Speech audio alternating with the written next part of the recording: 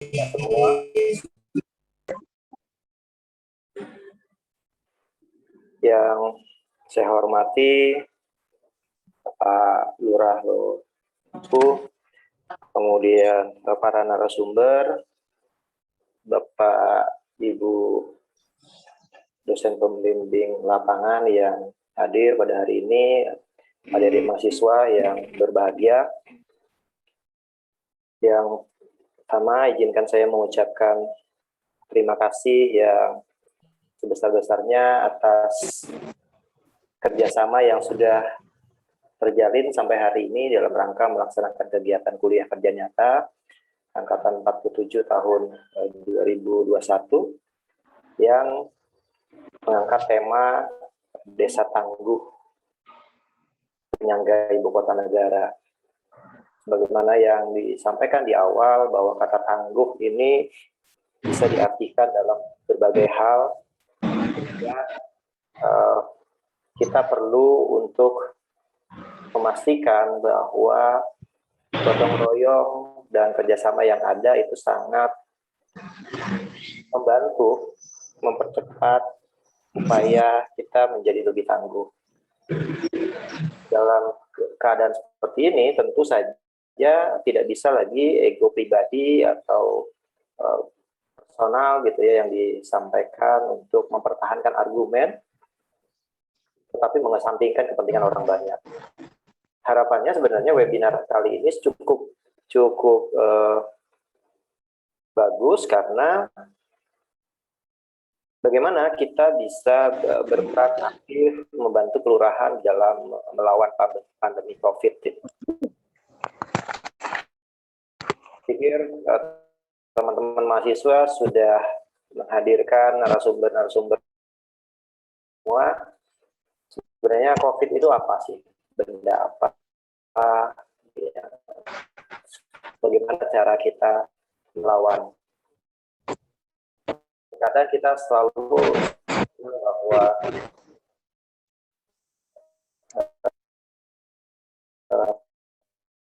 kita jenuh dengan harus berbagai hal kaitan dengan COVID seperti ini. Tanpa berkontribusi apapun terhadap harus ada kecurigaan terhadap orang-orang di sekeliling kita. Atas nama Universitas Mula Warman dan juga Lembaga Penelitian dan Pengabdian kepada Masyarakat, kami sekali lagi mendukung semua kegiatan ini. Harapannya bisa melalui kegiatan KKN, perguruan tinggi, dalam hal ini Unmul dan juga LP2M, bisa berperan aktif berkontribusi terhadap kelurahan dan desa di Kaltim khususnya dalam mengatasi berbagai permasalahan dalam pembangunan di daerah, termasuk juga bagaimana melawan pandemi COVID. Akhirnya saya ucapkan selamat berwebinar, semoga bermanfaat. Saya mohon izin tidak bisa mendampingi sampai akhir karena di saat yang bersamaan ada 3 webinar yang sedang berlangsung dan saya diminta untuk juga memberikan sambutan.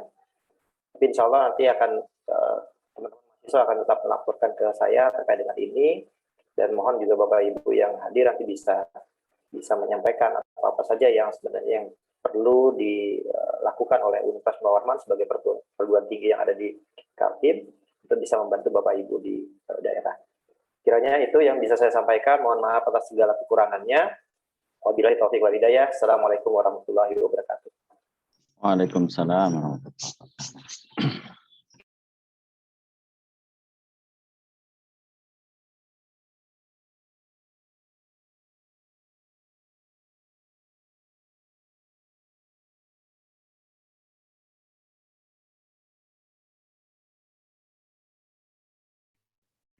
Sambutan selanjutnya, sambutan kedua akan disampaikan oleh Saudara Muhammad Farhan Rifani selaku Ketua Panitia Webinar. Kepada Saudara Farhan, waktu dan layar dipersilahkan. Ya. Bismillahirrahmanirrahim. Assalamualaikum warahmatullahi wabarakatuh. Selamat pagi dan salam sejahtera. Assalamualaikum warahmatullahi wabarakatuh. Alhamdulillah, puji syukur patut kita aturkan kepada Allah Subhanahu wa taala karena hanya kehendaknya lah kita masih diberi kesempatan untuk melaksanakan webinar Bakwan Panco atau Bantu Kelurahan Lawan Pandemi Covid ini. Sebelumnya saya ucapkan terima kasih kepada Bapak Kiswanto selaku Ketua Panitia KKN Universitas Mula Warman angkatan ke-47 yang sudah memberikan sambutannya tadi. Terima kasih juga kepada Ibu Sartika Wulandari SKM dan Ibu Yuni Irawati selaku pemateri dan narasumber untuk webinar kita kali ini. Serta para hadirin sekalian yang sudah berkenan untuk hadir dan mendengarkan materi yang akan disampaikan pada webinar di pagi hari ini. Webinar Bakwan Panco ini merupakan webinar yang akan membahas mengenai vaksinasi virus corona. Seperti yang kita tahu, pandemi COVID di Indonesia saat ini telah berlangsung selama 2 tahun lebih. Dan angka masyarakat yang terkonfirmasi positif juga terus meningkat. Nah, disitulah peran vaksin corona ini sangat penting.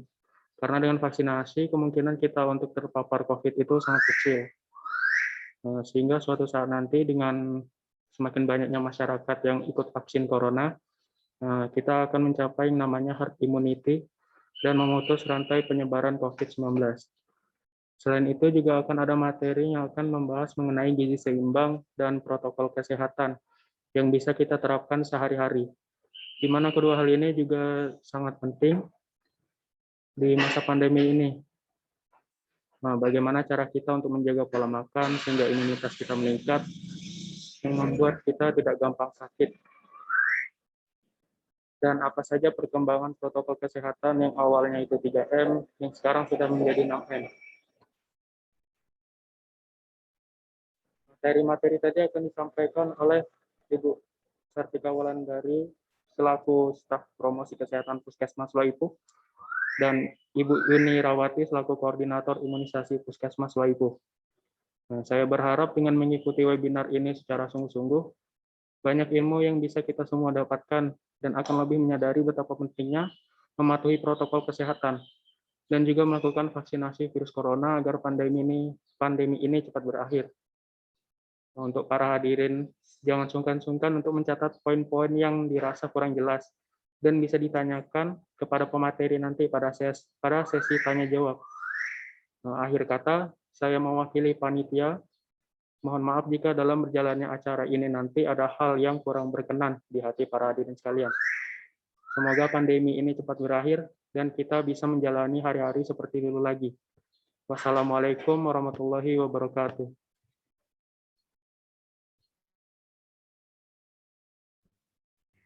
Selanjutnya, memasuki acara inti, yaitu pemaparan materi oleh pemateri sekaligus diskusi dan tanya jawab yang akan dipandu secara langsung oleh Saudari Meilin Hufatsan selaku moderator.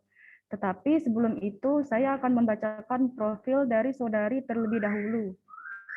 Saudari Meilin Hufatsan lahir pada tanggal 8 Mei tahun 2001 dan berasal dari Tenggarong.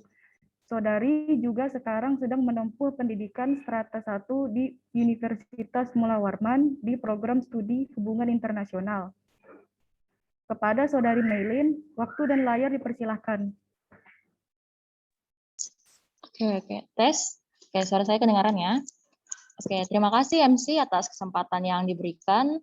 Jadi, selamat pagi dan salam sejahtera untuk kita semua. Semoga tetap sehat ya selama pandemi ini. Jadi, perkenalkan, saya Meilin Hufatsan yang akan memandu sesi materi pada kesempatan di pagi hari ini. Tentunya sebelumnya itu saya ucapkan terima kasih dan selamat datang ya kepada Ibu Sartika dan Bu Yuni selaku dua pemateri kita hari ini. Selamat datang juga kepada Pak Kiswanto dan selaku Ketua Panitia KKN Unmul dan hadirin sekalian yang tentunya yang masih semangat ya pagi hari ini. Jadi hadirin yang saya hormatin, pandemi COVID telah mengubah banyak hal dalam sekejap. Pandemi ini merusak berbagai tatanan masyarakat yang sudah ada. Semua aspek itu tuh dipaksa untuk dapat beradaptasi di mana tingkat kepastiannya tidak lumayan tinggi ya. Terutama pada saat ini pandemi COVID sedang menjalani lonjakan tinggi dan terjadi di berbagai wilayah Indonesia. Salah satunya yaitu di Kutai Kartanegara, kota kita Tenggarong. Belum lagi desas-desus hoax yang beredar di masyarakat mengenai bahaya vaksin juga menjadi salah satu isu krusial yang ada di masyarakat sekarang. Nah, yang menjadi pertanyaannya ini adalah bagaimana sih cara kita agar memaksimalkan adaptasi gaya baru tersebut selama pandemi ini? Dan seberapa akuratkah informasi yang kerap kali kita terima melalui internet terkait vaksin? Nah, pada kesempatan kali ini, itu semua akan dibahas oleh dua pemateri kita, yaitu Ibu Sartika dan Ibu Yuni. Bu Sartika ada ya? Oke. Jadi, karena narasumber sudah hadir bersama kita, nanti itu akan ada dua sesi, yaitu sesi pertama, pemaparan materi dari narasumber, dan waktunya nanti kurang lebih 20 menit per narasumber. Dan sama pembicara menyampaikan materinya, peserta diharapkan untuk tidak interupsi. Dan setelah itu ada sesi kedua, yaitu sesi tanya jawab, di mana nanti pertanyaan akan diberikan oleh hadirin yang ingin bertanya, dan kemudian akan kita coba tampung dulu dan akan dijawab oleh pemateri. Nah, mari kita langsung saja ke materi pertama yang akan disampaikan.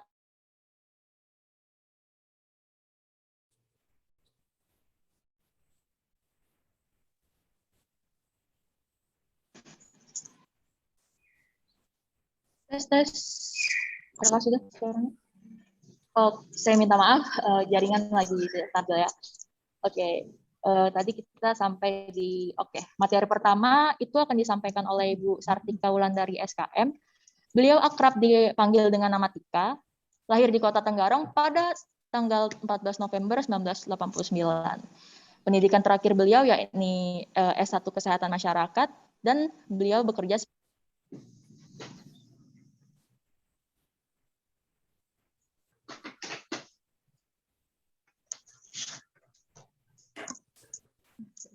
tes.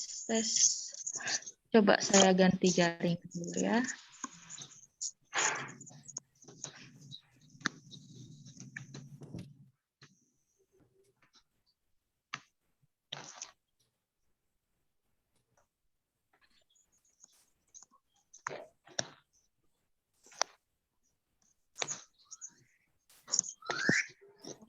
Tes. Oke.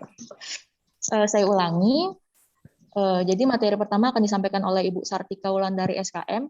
Beliau akrab dipanggil dengan nama Tika, lahir di Kota Tenggarong pada tanggal 14 November 1989. Pendidikan terakhir beliau yakni S1 Kesehatan Masyarakat, dan sekarang beliau bekerja sebagai staf promosi kesehatan Puskesmas di Lepuh. Beliau sekarang menjabat sebagai sekretaris PPKMI, yaitu Perkumpulan Promotor dan Pendidik Kesehatan Masyarakat Indonesia cabang Kutai Kartanegara, dan sebagai sekretaris Persakmi, yaitu Perhimpunan Sarjana Kesehatan Masyarakat cabang Kabupaten Kutai Kartanegara pada tahun 2020 hingga sekarang. Tanpa berbuang waktu lagi, mungkin kepada Bu Sartika Wulandari, waktu dan layar saya persilakan. Ya. Terima kasih kepada moderator. Suara saya jelas? Jelas, Bu, jelas. Jelas, terima kasih. Assalamualaikum warahmatullahi wabarakatuh. Selamat pagi dan salam sejahtera bagi kita semua. Pertama-tama saya ucapkan terima kasih banyak atas kesempatan yang telah diberikan kepada kami dari Puskesmas Loipuh untuk teman-teman atau adik-adik KKN Pukar 28. Saya ucapkan terima kasih kepada Pak Kiswanto selaku Ketua KKN, Bapak Lurah Loipuh, terus pemateri Bu Yuni, para RT, Ibu dan Bapak yang ada di wilayah Puskesmas Loipuh, semoga dalam keadaan sehat selalu. Materinya ada?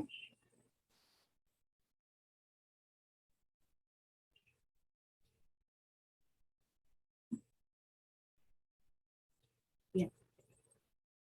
Sebelum kita masuk ke materi, saya ingin kasih sedikit informasi tentang kasus yang terjadi di wilayah Puskesmas Loipuh sejak Februari itu sekitar 325 kasus terkonfirmasi positif COVID-19, turun di bulan Maret sebanyak 63, di April 47, di Mei naik lagi sebanyak 119 terkonfirmasi positif COVID, dan di Juni kita mengalami penurunan ya, sebanyak 62 kasus. Nah, ini yang hati-hati. Di bulan Juli kita betul-betul naiknya sangat signifikan sebanyak 208, bahkan meninggal sampai dengan tadi malam 11 orang yang meninggal.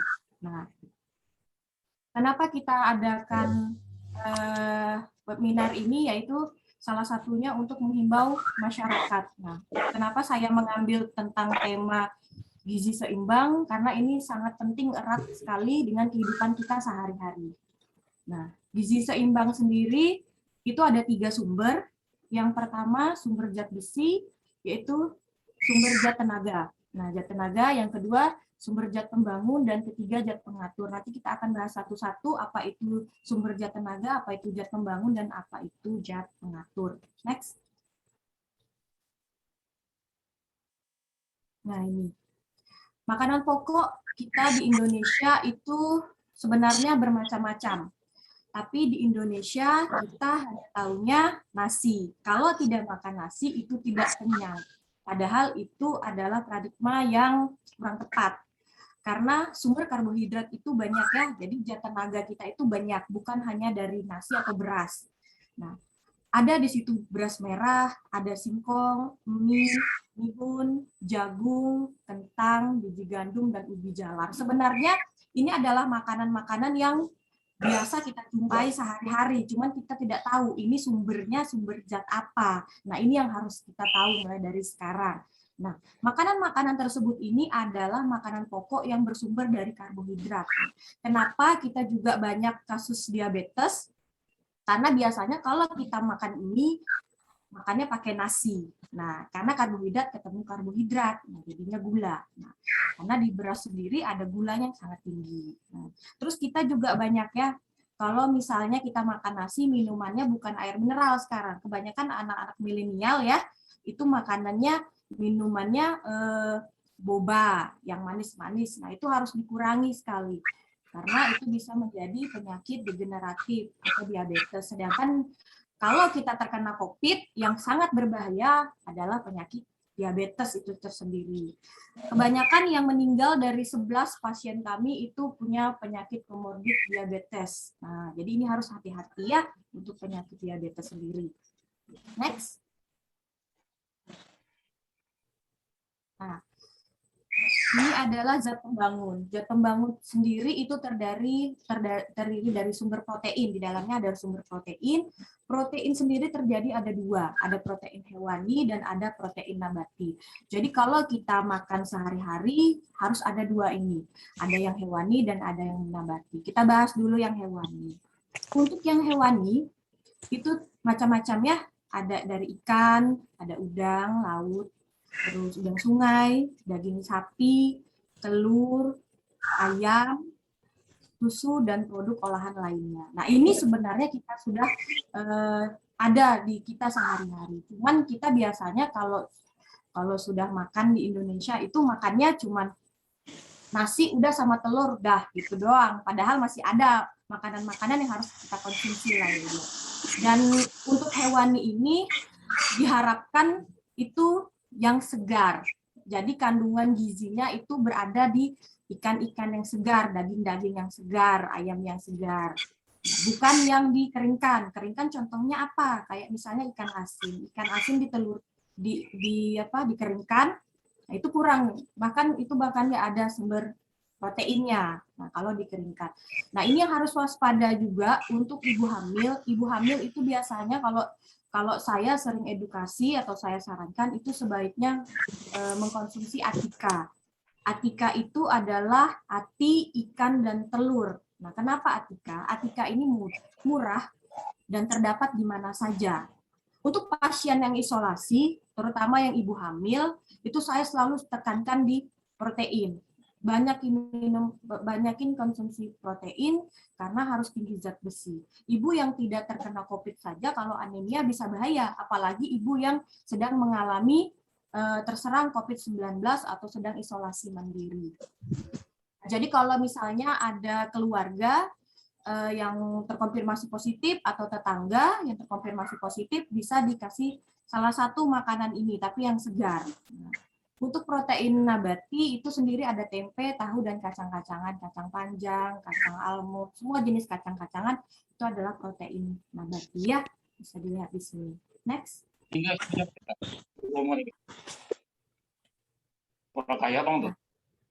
Ini adalah zat pengatur. Nah, zat pengatur itu terdapat di sayur-sayuran. Nah, sumber vitamin dan mineral. Serat sebagai vitamin mineral yang terkandung dalam sayuran berperan sebagai antioksida. Beberapa sayuran dapat dikonsumsi mentah tanpa dimasak terlebih dahulu. Sementara yang lainnya dapat dimasak dengan cara dikukus, direbus, ataupun ditumis. Tapi kalau saran saya itu lebih baik sih dikukus. Karena nilai kandungan vitamin dan mineralnya itu Bu Sartika sebentar ya Bu. Mungkin kepada peserta Kidamin bisa di-mute bentar ya.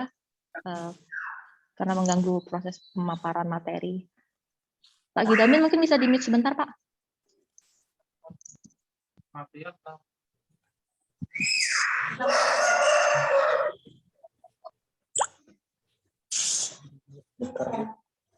Oh ya, oh ini saya enggak masuk, yang ini aja.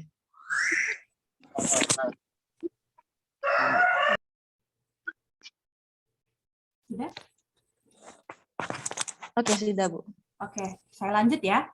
Nah, sayur-sayuran sendiri bermacam-macam yang kita temui. Nah, ada terong, timun, selada air, labu siam, rebu, bahkan macam-macam jenis yang ada di lingkungan sekitar kita. Jadi itu adalah sumber vitamin dan mineral.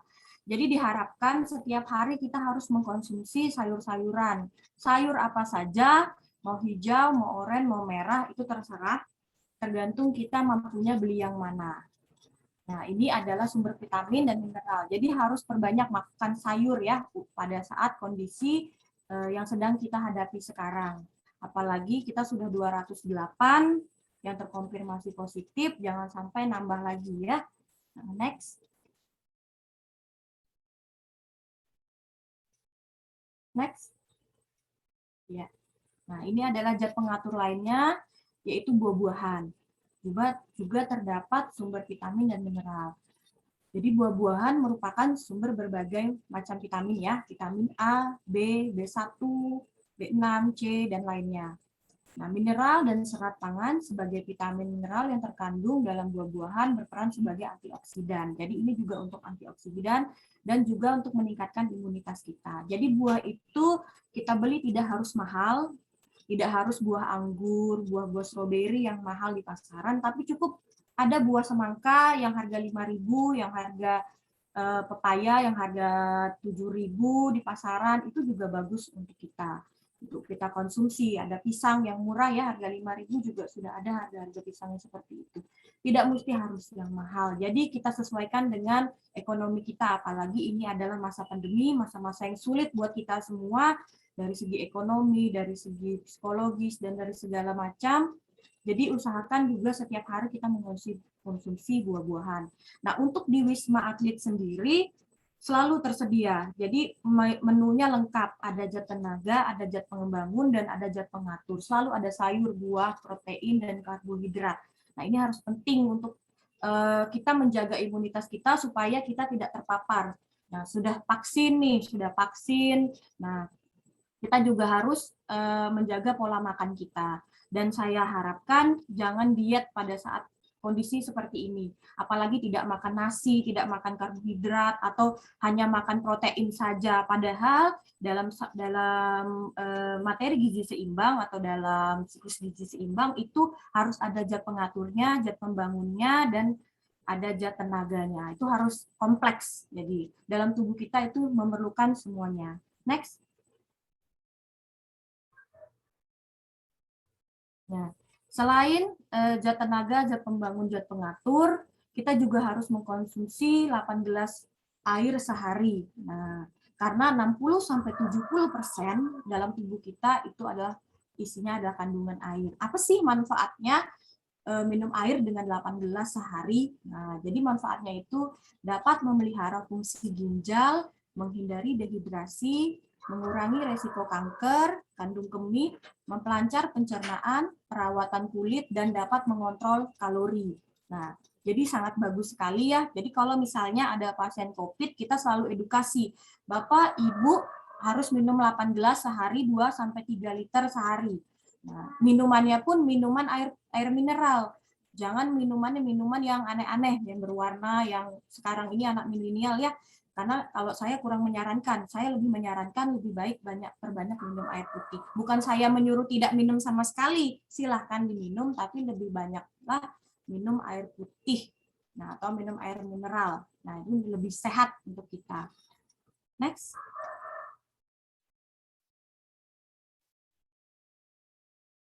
Nah, di sini saya akan singgung sedikit tentang cuci tangan pakai sabun. Kenapa saya masukkan di sini cuci tangan pakai sabun dengan air mengalir? Karena kita tahu sendiri bagaimana cara penularan droplet, penularan penyakit COVID-19.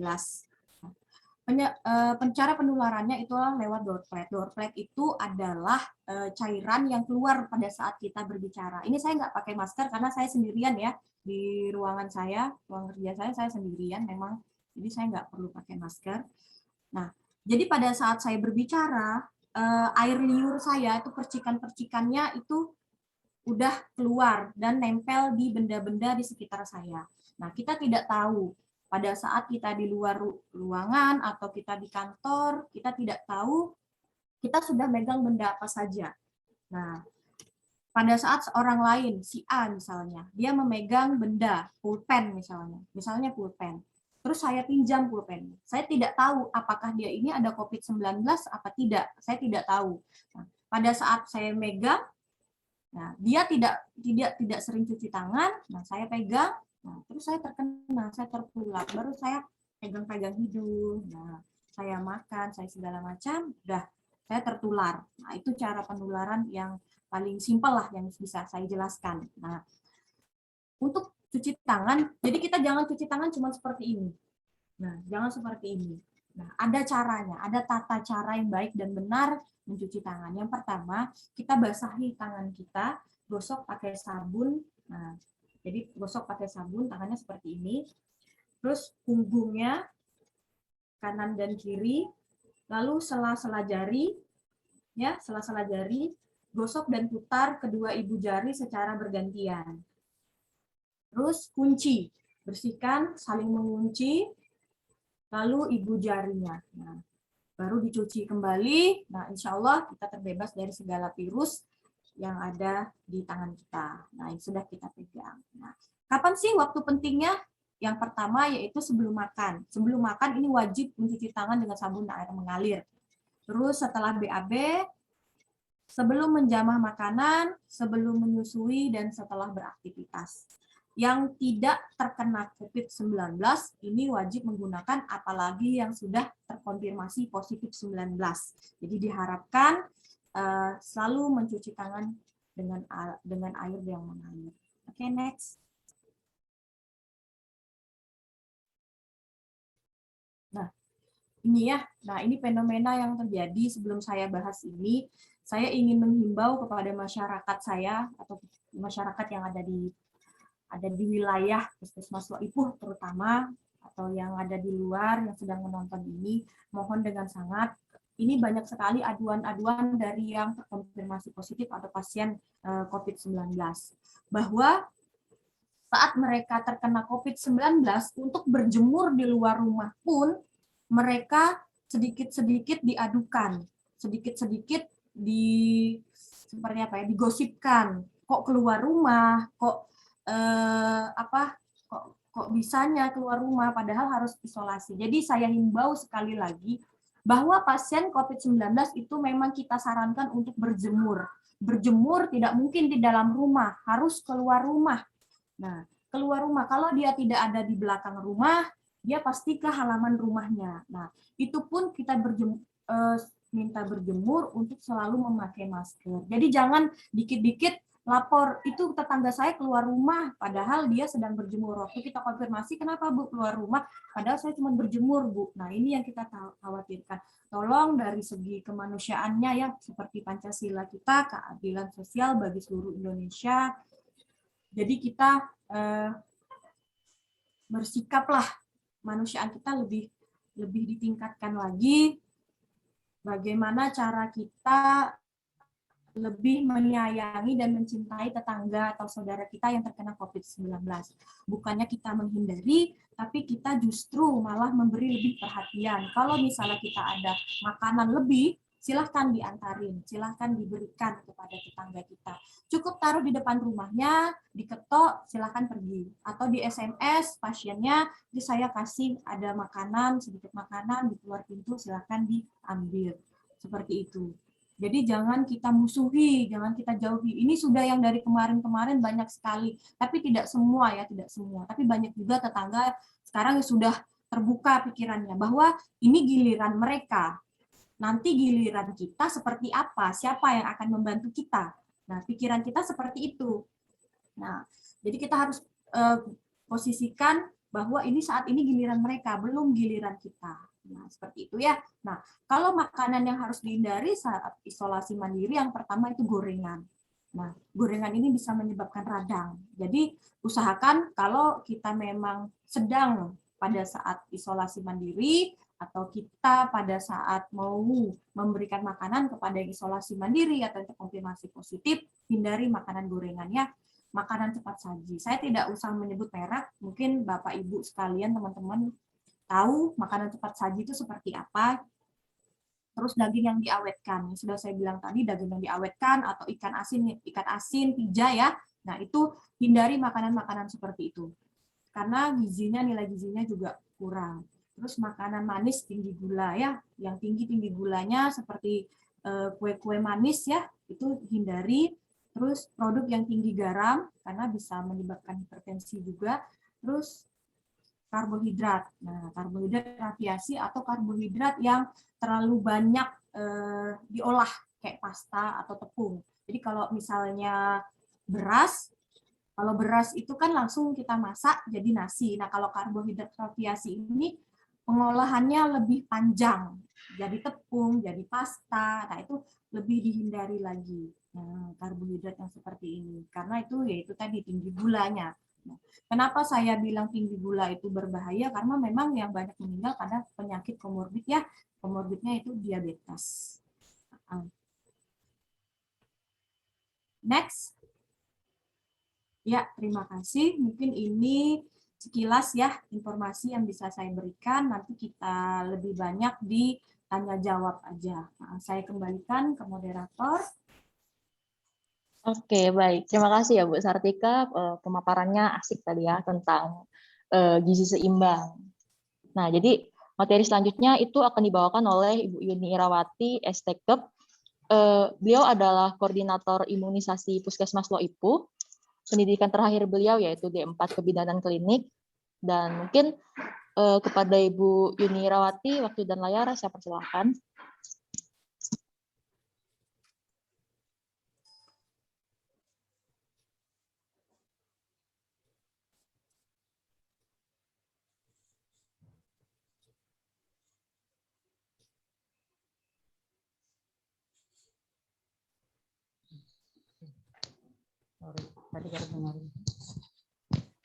Oke, kedengaran nggak ya suara saya?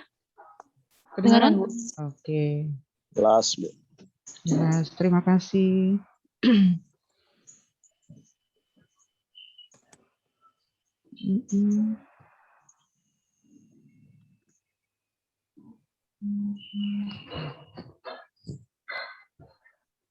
Baik, Assalamualaikum warahmatullahi wabarakatuh. Terima kasih atas kesempatan yang diberikan pada hari ini buat saya untuk menyampaikan tentang vaksin COVID. Karena saya sudah diminta untuk menyampaikan tentang hal ini, dan mungkin saya harap sebelumnya apa yang saya sampaikan hari ini mungkin bisa lebih dipahami, mungkin bisa juga kita semua, oh begini vaksin COVID atau bagaimananya ya. Karena kita sudah hampir 2 tahun ya mengalami hal seperti ini. Jadi inilah mungkin salah satunya kita upaya untuk mencegah untuk COVID-nya. Oke.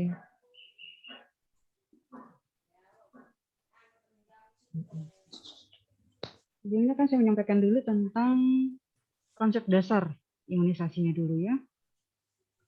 Jadi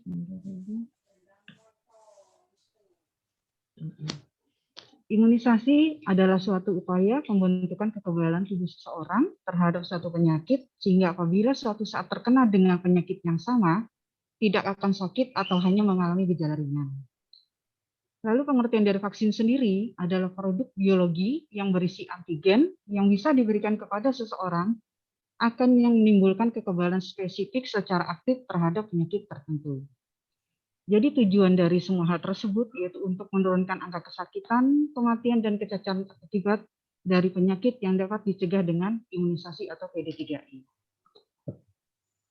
Penyakit yang dapat dicegah dengan imunisasi yaitu difteri, pertusis, tetanus, hepatitis, pneumonia atau influenza, rubella, campak, polio, dan TBC. Sistem kekebalan tubuh manusia itu pembentukan kekebalan tubuh terhadap penyakit infeksi secara aktif bisa dilakukan secara ilmiah melalui menderita langsung penyakit tersebut atau secara buatan melalui imunisasi. Hubungan vaksin, imunisasi, dan kekebalan kelompok atau herd immunity ya yang kita kalau misalnya kenapa sih vaksin herd immunity? Nah ini akan saya jelaskan. Vaksin akan membuat tubuh seseorang mengenali bakteri atau virus penyebab penyakit tertentu sehingga bila terpapar bakteri atau virus tersebut akan menjadi lebih kebal. Itu harapan kita. Cakupan imunisasi yang tinggi dan merata akan membentuk kekebalan kelompok herd immunity sehingga dapat mencegah penularan maupun keparahan suatu penyakit. Ya, yang dimana kami galakkan sekarang itu vaksin, ayo vaksin COVID, karena kita harapkan ada kekebalan kelompok atau herd immunity. Nah, yang ini yang saya ceritakan tadi kekebalannya, ya, infeksi alamiah, vaksin. Yang dimana infeksi alamiah itu imunisasi multirespon, kekebalan tubuh di mana vaksin akan membentuk kekebalan jangka panjang yang biasanya dapat secara alamiah setelah penyembuhan infeksi. Dalam vaksinasi, vaksin tidak menimbulkan penyakit, vaksin yang sudah dipakai di masyarakat sudah dijamin keamanannya dan umumnya tidak menimbulkan reaksi simpang yang berat. Nah, di sini kita bisa lihat apa yang dimaksud dengan herd immunity. Kita lihat yang pada bagian putih, orang sehat tidak imunisasi. Dengan yang gambar kuning, orang sehat sudah imunisasi, orang yang terinfeksi bisa menularkan. Kita lihat lagi pada gambar bagian putih, di mana ada yang merahnya ini, ya, yang tidak imunisasi, masyarakat tidak imunisasi, penyakit dapat menular, dan ini akibatnya apabila lebih banyak putihnya yang tidak imunisasi, maka yang merahnya akan lebih besar. Pada bagian bawah, apabila yang sebelah kiri saya, apabila lebih banyak yang imunisasi warna kuningnya, sebagai masyarakat dari imunisasi, penularan penyakit bisa dihentikan, kita harapkan kuningnya lebih banyak daripada merahnya, di mana kita tahu bahwa merah adalah orang yang terinfeksi yang bisa menularkan. Nah, memang dalam imunisasi pun kita tidak bisa terhindar yang namanya dengan KIPI, atau kejadian ikutan pasca dari imunisasi. KIPI merupakan suatu kejadian medik yang terjadi setelah diimunisasi, menjadi perhatian dan diduga berhubungan dengan imunisasi. Dalam rangka pemantauan dan penanggulangan KIPI, Menkes membentuk komite, ya, komite KIPI dan gubernur membentuk komite juga untuk penanggulangan KIPI-nya. Berdasarkan laporan yang masuk, sebagian besar di kategori KIPI adalah insiden atau tidak berhubungan dengan pemberian imunisasi. Nah, ini saya juga mengambil ini ya, literatur. Ini juga bukan hoax yang saya tampilkan, tapi memang dari pertanyaan-pertanyaan yang sering dipertanyakan oleh masyarakat. Apakah terdapat efek samping dari pemberian vaksin? Secara umum, efek samping yang timbul dapat beragam. Pada umumnya ringan dan bersifat sementara dan tidak selalu ada, serta tergantung pada kondisi tubuh. Efek simpang ringan seperti demam, nyeri otot, atau ruam-ruam pada bekas suntikan adalah hal yang wajar, namun tetap perlu dimonitor. Melalui tahapan pengembangan dan pengujian vaksin lengkap, efek samping yang berat dapat terlebih dahulu terdeteksi hingga dapat dievaluasi lebih lanjut. Manfaat vaksin jauh lebih besar dibandingkan resiko COVID karena terinfeksi dia divaksin. Makanya pada saat kami vaksin, selalu ada pertanyaan, apakah kondisi Anda saat sedang sehat? Kita tolong Jangan hanya untuk mendapatkan vaksin, mengatakan sehat, ternyata badannya tadi malam ada demam, ya, atau batuk pilek, atau di diare, atau ada hal apapun, tetap harus kita jujur, ya. Karena itu tadi, ya, efek sampingnya itu, ya. Jadi tolong, kita harus jujur seperti itu. Nah, apakah program imunisasi bayi dan anak harus tetap dilanjutkan sesuai judul masa pandemi? Ya, imunisasi bayi dan anak tidak boleh terhenti dan tetap mengikuti jadwal yang telah ditetapkan dan direkomendasikan secara nasional. Salah satunya adalah imunisasi bayi rutin seperti BCG, polio, hepatitis, DPT, rubella, dan campaknya tidak boleh tertinggal. Jika layanan imunisasi lainnya tertunda, kapan kegiatan imunisasi dilanjutkan kembali? Imunisasi yang tertunda bisa dilanjutkan apabila keadaan sudah kondusif. Nah, biasanya saya bekerja sama nih dengan bagian Promkes, karena teman-teman Promkes, mereka tuh yang gencar, mereka yang tahu. Oh, ini sekarang kondisinya kondusif. Oh, kondisinya kondusif. Kita juga udah integrasi program dengan yang lain. Gimana nih? Sudah kondusif nggak kalau kita melakukan penimbangan? Karena kita tahu, ibu-ibu yang datang itu kan membawa anaknya. Nah, seperti yang gambar ini, ayo kita ke posyandu. Datang itu tidak mungkin bayi balitanya sendiri, pasti dengan anaknya. Terkadang ada juga dengan ditemani dengan neneknya, ya. Nah, satu bayi balita saja sudah 2-3 orang, tambah dengan yang lainnya. Pasti tidak mungkin kita tidak melakukan sosialisasi, karena masyarakat Indonesia ini ada timur yang melakukan kebiasaan sosialisasi. Itu yang makanya kita harapkan jangan sampai pada saat kita membuka posyandu menjadi suatu kerumunan. Nah, gimana dengan efektivitas vaksin sendiri? Untuk vaksin seharusnya diberikan 2 dosis, apabila dosis kedua tidak diberikan. Ya, dosis pertama itu kan meningkatkan antibodi, walaupun kadarnya masih rendah. Nah, kali kita harus lanjutkan dengan dosis kedua agar kita mendapatkan harapan, ya, mendapatkan perlindungan yang dengan maksimal. Berapa lama pasien COVID yang akan bekerja atau memperbagi? Vaksin COVID dapat dinaikkan per boosternya karena lama pengaruh titer antibodi baru minimal 6 bulan setelah suntikan kedua. Apakah boleh dokter mengizinkan pasien tidak lagi memakai masker? Nah, ini nih ya. Ya. Ini yang sekarang saya jadi bingung sendiri. Padahal mungkin kalau ada yang vaksinasinya ke puskesmas itu di meja 2 atau pada saat pulang pasien itu akan ketemu saya. Makanya saya mintanya di meja 2. Tidak di meja bagian vaksin. Saya minta Pak Jino, karena itu pesan-pesan tadi. Tolong, sudah divaksin, protokolnya tetap. Ya, saya sudah divaksin, saya sudah kebal. Tapi buktinya, Bu, saya sudah divaksin, tetap kena. Iya, kan pesan saya, setelah divaksin, tetap protokolnya. Maaf, kami saja nakes angkatan pertama, itu tetap memakai protokol. Kami nakes itu bulan Januari. Ya, pertengahan bulan Januari setelah Pak Jokowi mencangkan, maka semua yang maju duluan. Sampai sekarang pun kami tetap, Bu memakai masker. Tetap juga kami memakai namanya cuci tangan seperti disarankan oleh yang Bu Sartika tadi. Ya, jadi tolong. Protokolnya tetap. Nah, efek samping vaksin. Jika terjadi gejala reaksi alergi lokal, berupa kulit kemerahan, apakah perlu terapi?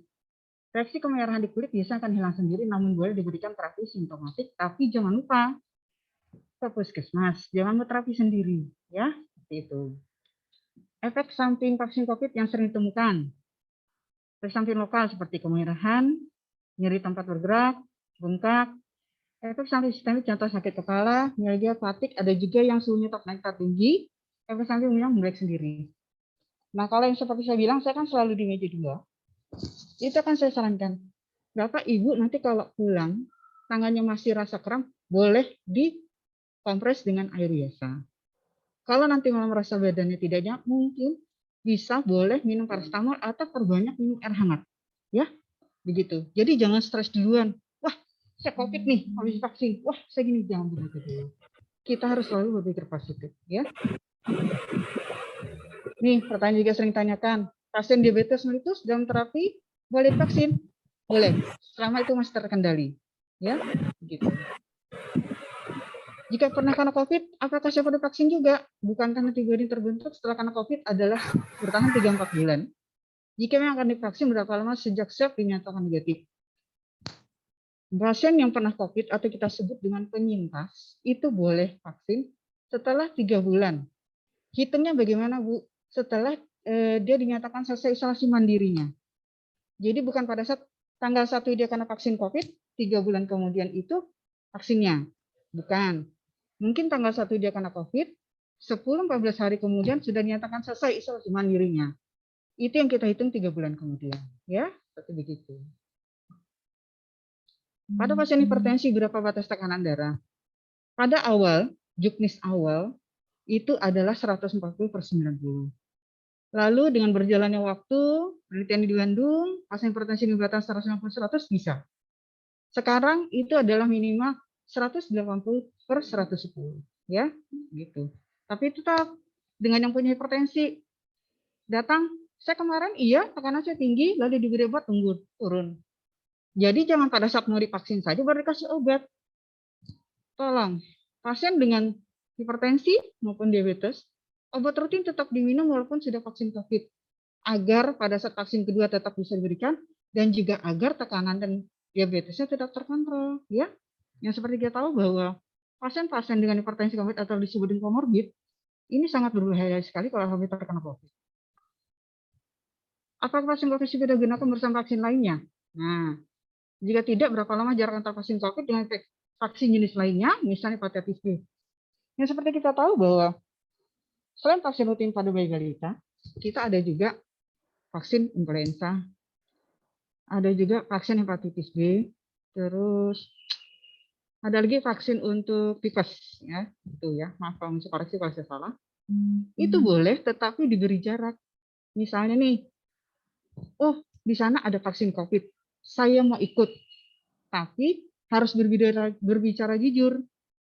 Pak, Bu, saya kemarin 1 minggu lalu baru vaksin ini, sebutkan. Oh, itu tidak bisa. Harus ditunda minimal 1 bulan. Jangan karena mau dapat vaksin COVID-nya tidak bercerita, ya.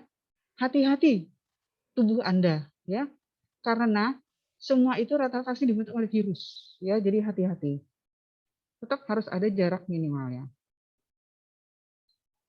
Apakah vaksin dapat diberikan jika pasien batuk dan flu tapi swab negatif? Jika tidak, berapa lama harus menunggu setelah sembuh dari sakit? Tunggu setelah batuk pilek sembuh, kemudian jadwalkan kembali vaksinasi.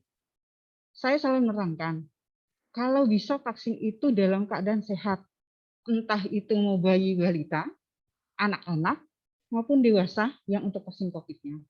Ya, jangan disembunyikan, tolong. Pak, Bu, saya tadi malam ada diare. Pak, Bu, saya tadi malam ada pilek disertai demam. Tolong, itu akan ditunda. Ya, karena kami tidak menutup kemarin tuh ada yang tidak berbicara jujur divaksin. Besoknya dia datang lagi berobat. Ternyata sakitnya tersebut semakin menjadi. Nah, itu yang kita tidak harapkan, ya. Apakah sudah menjadi ahli vaksin COVID, kita dapat melakukan donor darah. Pada prinsipnya pemberian vaksin tidak merupakan halangan untuk menjadi donor. Namun karena ini vaksin baru, jika tidak ada ketergesaan atau mendonorkan darahnya, selesaikan dulu suntikan kedua. Jika kondisinya baik setelah vaksin, dapat menjadi pendonor darah. Oke, sekian terima kasih tentang vaksin saya. Dan harapan saya semoga kita selalu sehat, dan semoga kita bisa memahami apa yang saya sampaikan. Kalau mungkin tidak sesuai, akan saya coba untuk menjawab. Kalau akan saya tampung dan akan saya tanyakan ke yang lebih lagi. Ya, sekian, terima kasih. Assalamualaikum warahmatullahi wabarakatuh. Oke, terima kasih ya Ibu Yuni, pemaparan materinya yang sangat kompleks ya. Nah, jadi kita akan pindah ke sesi tanya jawab. Seperti yang saya sebutkan sebelumnya, dan saya ingatkan lagi, sesi ini nantinya kita coba tampung pertanyaannya dulu ya, dan setelah itu baru pemateri bisa memberikan jawaban. Jadi bagi peserta yang ingin bertanya, mungkin bisa menyebutkan namanya terlebih dahulu atau bisa lewat kolom chat. Oh, udah ada, Bu. Udah. Bentar ya. Nah, ini dari Mas Rizky Jati Witomo. Nah, izin bertanya, apakah sering mengonsumsi makanan manis menjadikan tubuh lebih rentan terkena COVID? Contoh, seperti makan coklat dengan asumsi meningkatkan mood kebahagiaan sebagai bentuk menjaga imunitas tubuh. Terima kasih. Nah, ini mungkin materinya lebih ke Ibu Sartika ya. Bu Sartika, mau langsung dijawab? Ya, baik. Langsung saya jawab ya. Oke. Sebenarnya kalau sering mengkonsumsi makanan manis, nah kalau katakan sering, berarti kita hampir sering mengkonsumsi. Sebenarnya kalau di coklat itu ada namanya zat flavanol. Flavanol itu malah sebagai zat antioksidan buat kita. Jadi sebenarnya bagus. Cuman kalau kita konsumsi setiap hari, itu berbahaya.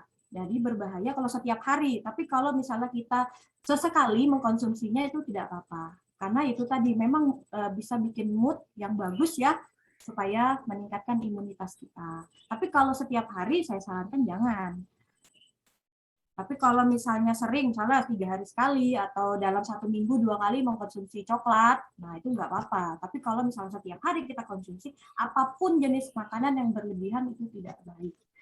Itu ya buat Mas Rizky dari Witmo. Itu dari jawaban saya sih seperti itu. Oh, pokoknya bagus, tapi kalau berlebihan juga nggak bagus, Bu ya? Iya, karena sebenarnya saya bilang tadi ada zat flavanol, yaitu untuk antioksidan, itu bagus sebenarnya untuk kita konsumsi ya, coklat itu. Nah, tapi kalau kita berlebihan, apapun sebenarnya itu tidak baik. Sesuatu yang berlebihan. Sebenarnya konsumsinya itu cukup aja. Nah, tapi jangan cukupnya setiap hari ya, tapi cukup. Nah, misalnya ya saya bilang dalam 1 minggu itu 2-3 kali mengkonsumsi coklat. Nah, itu bagus. Tapi kan tidak mungkin kita setiap hari sedih ya, maksudnya pasti ada aja waktu-waktu kita senang untuk mood kita bagus tanpa mengkonsumsi coklat. Nah, tapi kalau memang untuk meningkatkan mood kita, nah, itu bisa dikonsumsi coklat, tapi jangan terlalu setiap hari. Oke. Mungkin seperti itu jawaban dari Bu Sartika ya. Oke, coba kita next ke pertanyaan selanjutnya. Ini ada 2 pertanyaan lewat kolom chat. Mungkin ini bisa dijawab oleh Bu Yuni. Yang pertama, izin bertanya, apakah pasien dengan penyakit tekanan darah rendah berbahaya jika divaksin, Bu? Nah, yang kedua ini, saya ingin bertanya ke Bu Yuni, bagaimana efeknya kalau orang suntik vaksin, tapi pakai 2 jenis vaksin COVID yang berbeda? Seperti misalnya, ini sudah vaksin Sinovac, terus nanti pakai vaksin lagi, pakai jenis yang lain. Oke, mungkin pada Bu Yuni, dipersilakan. Oke, tadi tentang tekanan yang darahnya rendah ya. Oke, sekarang kalau yang sudah pernah vaksin, mungkin yang nanya ini mungkin apakah sudah vaksin sebelumnya, itu dia. Kalau yang sudah pernah vaksin 1 ya, atau vaksin 2, pada saat setelah masuk pendaftaran itu akan ketemu meja 1. Meja 1 itu adalah meja screening dan vaksinator. Screening ada ditanya oleh dokternya, ya. Kenapa yang pertanyaan itu ada punya tekanan darah tinggi? Nah, kita selalu nanya begitu. Ya, karena pada penelitian, maksudnya pada percobaan fase 1, 2, 3, itu yang lebih banyak diperhatikan adalah yang orang dengan tekanan darah rendah. Tekanan darah tinggi. Gimana dengan tekanan rendah? Tekanan rendah itu ditanya juga. Biasanya, kalau yang suka selalu rutin memeriksakan tekanan darahnya, dia akan tahu batasan-batasannya, seperti itu. Ya, saya biasanya kalau rendah, itu ada rasa hanyut, ada rasa goyang, terus ada rasa gimana. Dan itu biasanya kita tidak anjurkan dulu. Tapi walaupun tekanannya darah rendah, kita akan selalu tanya, ini tekanan darahnya rendah, gimana rasanya sekarang? Biasa saja, atau memang seperti ini, atau ada rasa? Kalau dia ngomong tidak ada rasa, dok, biasa seperti ini saja, dan biasanya tuh saya tidak memang seperti begitu-begitu saja tekanannya, kita akan lanjut vaksin, seperti itu. Ya, berarti cukup jelas ya, walaupun tekanan darah rendah, tetapi biasa akan selalu tanyakan, ada rasa tidak tekanannya darah rendah sekarang ini? Ya, seperti begitu. Oke, terus pertanyaan kedua tadi tentang bagaimana efeknya kalau orang suntik vaksin tapi pakai 2 jenis vaksin yang berbeda. Jenis, ya. Oke. Gini, pada saat awal pelatihan kami vaksinator, itu dianjurkan oleh semua, maksudnya dianjurkan oleh Kemenkes, kalau bisa jangan berbeda, seperti itu. Ya, karena kan ini semua vaksin baru. Walaupun mungkin ada beberapa unsur yang sama, asal dari vaksinnya. Itu tadi, karena vaksin baru. Karena penelitian-penelitian dilakukan itu dengan jenis yang sama, antara satu dan kedua. Walaupun berbeda, mungkin ada juga diteliti mungkin loh ya, tetapi belum ada disampaikan sama kita. Terus, apabila berbeda vaksinnya, di sistem, seperti kita tahu, vaksin COVID kita memasukkan dalam sistem pikir vaksinasi. Di sistem vaksinasi pikir, apabila kita daftarkan awalnya memakai dengan Sinovac, pada saat datang kedua, dengan memakai jenis yang berbeda, itu sistem Anda tidak akan bisa terdata. Akibatnya, Anda tidak akan menerima sertifikat. Seperti begitu. Ya, jadi itu salah satu kendalanya. Jadi anjuran saya, bukan anjuran saya sih, memang seperti yang kami tahu, yang diajarkan kami, kalau bisa jangan yang berbeda. Makanya pada saat mau vaksin, boleh kalau kita tanya, saya pakai vaksinnya apa ya? Boleh ditanyakan ke petugas. Pada saat mau vaksin kedua, mencari tempat, tanyakan juga, vaksinnya di sini apa? Kalau ternyata sama dengan yang Anda punya, silakan maju dan juga tanyakan. Karena masing-masing daerah ada kebijakan-kebijakan yang untuk menerima dari luar daerah. Oke, sekian saya itu ya. Mungkin ada kurang jelas gimana? Oke, itu tadi jawaban dari Bu Yuni ya, terkait 2 pertanyaan yang diajukan tadi. Mungkin ada pertanyaan lagi atau kurang puas kan, atau tanggapan dari hadirin webinar yang jelas Bu, terima kasih. Nah, jelas. Sama-sama. Nah, jadi kita coba tampung pertanyaan lagi ya. Ini ada 1 pertanyaan, tapi mungkin ada lagi nih pertanyaan lainnya. Pertanyaannya ini, saya ingin bertanya ke Ibu Yuni lagi ya. Apakah orang yang meninggal karena wabah COVID-19 pada saat meninggal wabah tersebut masih bersarang di tubuhnya atau akan hilang? Oke. Langsung? Langsung? Langsung aja, Boleh. Bu. Oke, boleh. Ya. Gini ya. Virus itu, ini virus ya. Kita bicara masalah virus. Virus ini dia bersarang dalam tubuh kita. Maaf, mungkin ya ini maksudnya kalau mungkin nanti yang ini, yang apa namanya?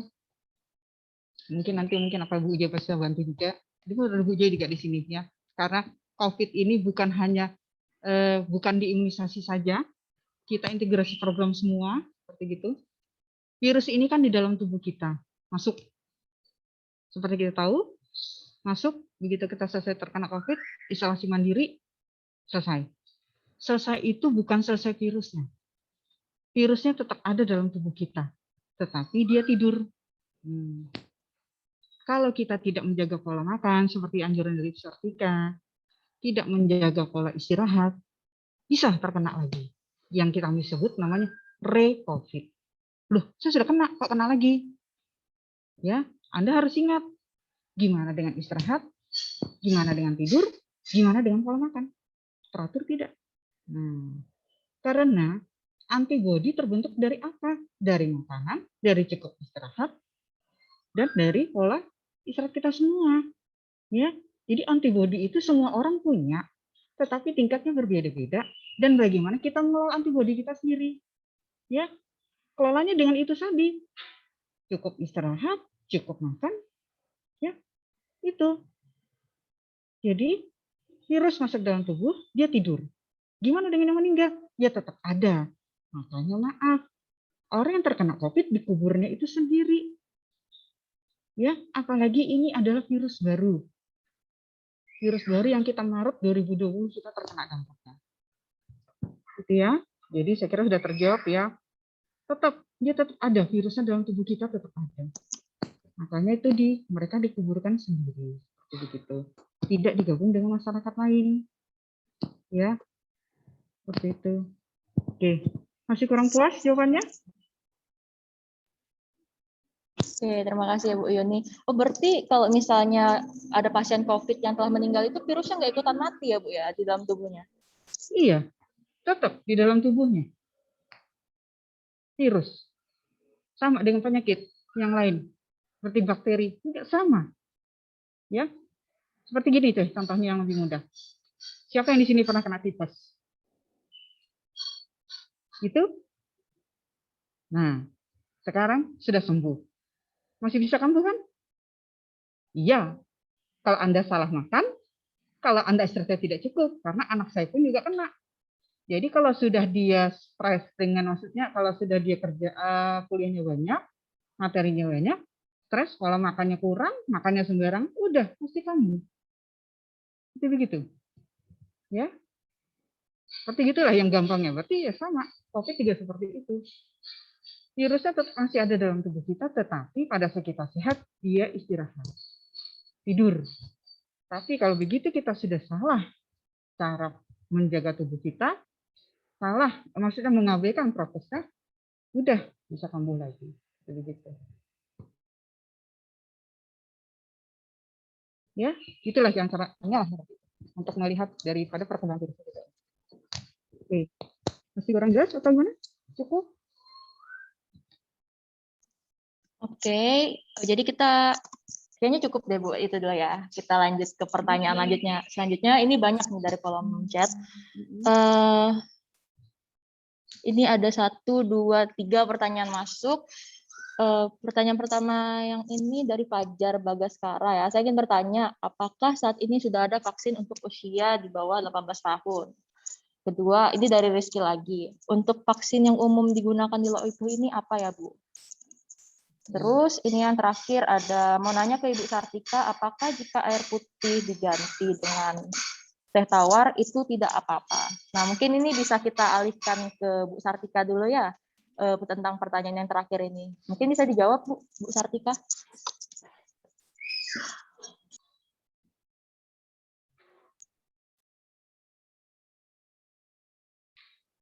Halo? Iya, ya, masuk Bu. Ya. Untuk teh itu sebenarnya baik untuk membunuh virus. Cuman kalau saran saya, memang yang terbaik adalah air putih. Air putih adalah minuman terbaik untuk tubuh kita. Jadi minuman mineral yang paling baik untuk 18-8 liter sehari itu tetap air putih. Nah, kalau untuk teh sendiri silakan dikonsumsi tanpa gula, tapi jangan sebanyak minum air putih sampai 2-3 liter. Karena itu menurut saya berbahaya ya, takutnya di ginjalnya nanti. Nah, jadi lebih baik sih air putih ya. Tapi kalau memang mau konsumsi teh, silahkan. Tanpa gula, silahkan dikonsumsi, tapi jangan sebanyak minum mineral atau air putih. Karena nanti takutnya ginjalnya malah ya, yang berbahaya. Gimana? Halo, jelas?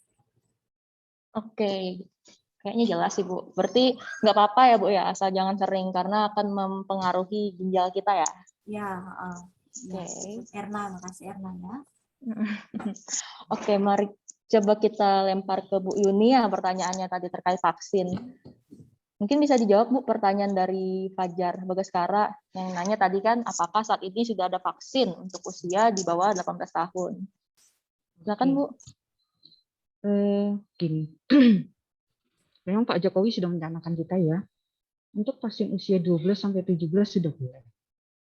Nah, terus setelah itu dari Kemenkes Ibu Dr. Nadia sebagai ini Sekjen P2 kalau tidak salah, maaf kalau misalnya saya tidak dikoreksi, beliau mengatakan bisa memang divaksin untuk saat ini, tetapi kita membutuhkan vaksinnya itu kurang lebih kalau nggak salah saya salah itu 50 juta dosis untuk usia 12-17. Nah, sekarang yang ada saat ini adalah untuk usia 18 ke atas. Pada saat sekarang keadaannya saat ini untuk vaksin usia 12-17 belum ada. Kita masih menunggu. Kami semua masih menunggu ya. Semua yang koordinator imunisasi sekukar itu menunggu vaksin datang dan menunggu action boleh diberikan ya. Tapi kalaupun misalnya seandainya sudah ada, insya Allah akan kami umumkan dan akan kami berikan ya begitu. Jadi sabar menunggu ya untuk yang 12-17 ya. Dan kenapa sih prioritasnya dulu yang 18? 12-17 pada saat sekarang kan tidak ada, maksudnya lebih banyak di rumah, sekolahnya serba online. Ya, semuanya begitu. Makanya lebih banyak di rumah. Dan kita prioritaskan dulu yang saat sekarang, yang ada sekarang vaksinnya usia 18 ke atas. Kenapa? Karena lebih banyak yang bekerja, lebih banyak yang keluar rumah, ya. Itu. Bu, saya mau dapat, boleh kalau ada vaksinnya. Gitu. Tapi saat yang keadaan sekarang sampai saat ini adalah vaksinnya belum ada, belum sampai ke kita gitu maksudnya ya. Nanti kalau ada akan kita berikan ya, insya Allah. Terus untuk pertanyaan kedua tentang Pertanyaan kedua itu tentang jenis vaksin kayaknya Bu, jenis vaksin yang umum digunakan di LOIPU. Iya. Ya. Untuk seluruh puskesmas seputar yang kita pakai adalah vaksin Sinovac atau CoronaVac, ya, yang dari Bio Farma. Oke. Jelas? Oke, jelas Ibu. Mungkin kalau ada tanggapan lagi bisa raise hand ya, disebutkan nama, dibuka mikrofonnya atau mau lewat kolom chat. Nah, oke, kita lanjut ke pertanyaan selanjutnya. Ini ada pertanyaan baru lagi. Mungkin ini buat Ibu Sartika ya dua-duanya. Yang pertama, ini dari apa namanya ini? Tidak kelihatan namanya. Tapi dia pokoknya bertanya nih. Saya ingin bertanya nih Bu sama Ibu Sartika, jika mengonsumsi buah yang sudah lewat masa matangnya itu, apakah masih mengandung vitamin yang sama atau tidak lagi, Bu? Nah, yang kedua, saya mau tanya, kalau cuci tangan kan minimal 60 detik dan sesuai tata cara biar benar dan bersih. Tapi ada saja orang yang tidak suka dikasih tahu. Pas dikasih tahu jawabannya selalu, yang penting kena air bersih. Yang penting kena air. Yang penting bersih kena air, oke. Nah, apa ada cara khusus untuk meyakinkan orang itu agar mau cuci tangan sesuai tata caranya? Terima kasih. Oke, mungkin Bu Sartika bisa dipersilakan. Buat Bapak yang lagi raise hand sebentar, Pak ya. Oke. Ya, saya jawab dulu. Pada yang pertama yang ini ya. Yang mana yang pertama? Tentang buah, Bu, yang sudah lewat masa matangnya. Jadi buah itu kayak pisang, itu kan bermacam-macam. Semakin banyak bercaknya, semakin tua, dia kandungannya malah semakin bagus. Jadi buah itu bermacam-macam. Jadi kalau meskipun dia sudah matang, untuk vitamin dan mineralnya dia masih ada. Kecuali dia sudah sangat busuk dan tidak layak untuk dikonsumsi ya. Tapi kalau misalnya dia hanya matang, itu tidak apa-apa dikonsumsi. Maksudnya masih ada vitamin dan mineralnya. Itu nggak apa-apa kalau untuk dikonsumsi. Tapi kalau sudah busuk, sudah tercium bau tidak menyengat dan tidak enak, itu jangan dikonsumsi. Itu sudah tidak layak lagi. Seperti itu. Nah, untuk kiat-kiat, nah ini yang masih kita upaya. Karena perilaku itu dia terus-menerus, tidak mudah mengubah perilaku seseorang. Tapi cara yang terbaik untuk memberikan edukasi kepada orang lain yaitu dengan diri kita sendiri. Kita sudah mencuci tangan dengan 6 langkah belum? Kita sudah menerapkan 60 detik cuci tangan belum? Kita lihat kan, misalnya kita di tempat umum, saya selalu mengajarkan kepada keluarga, terutama keluarga saya. Saya mencontohkan diri saya dulu, dan mereka melihat, dan mereka bertanya, kok lama banget cuci tangannya? Iya, cuci tangan. Nah, baru kita mulai pendekatannya. Ya, cuci tangan saya seperti ini yang baik dan benar seperti ini.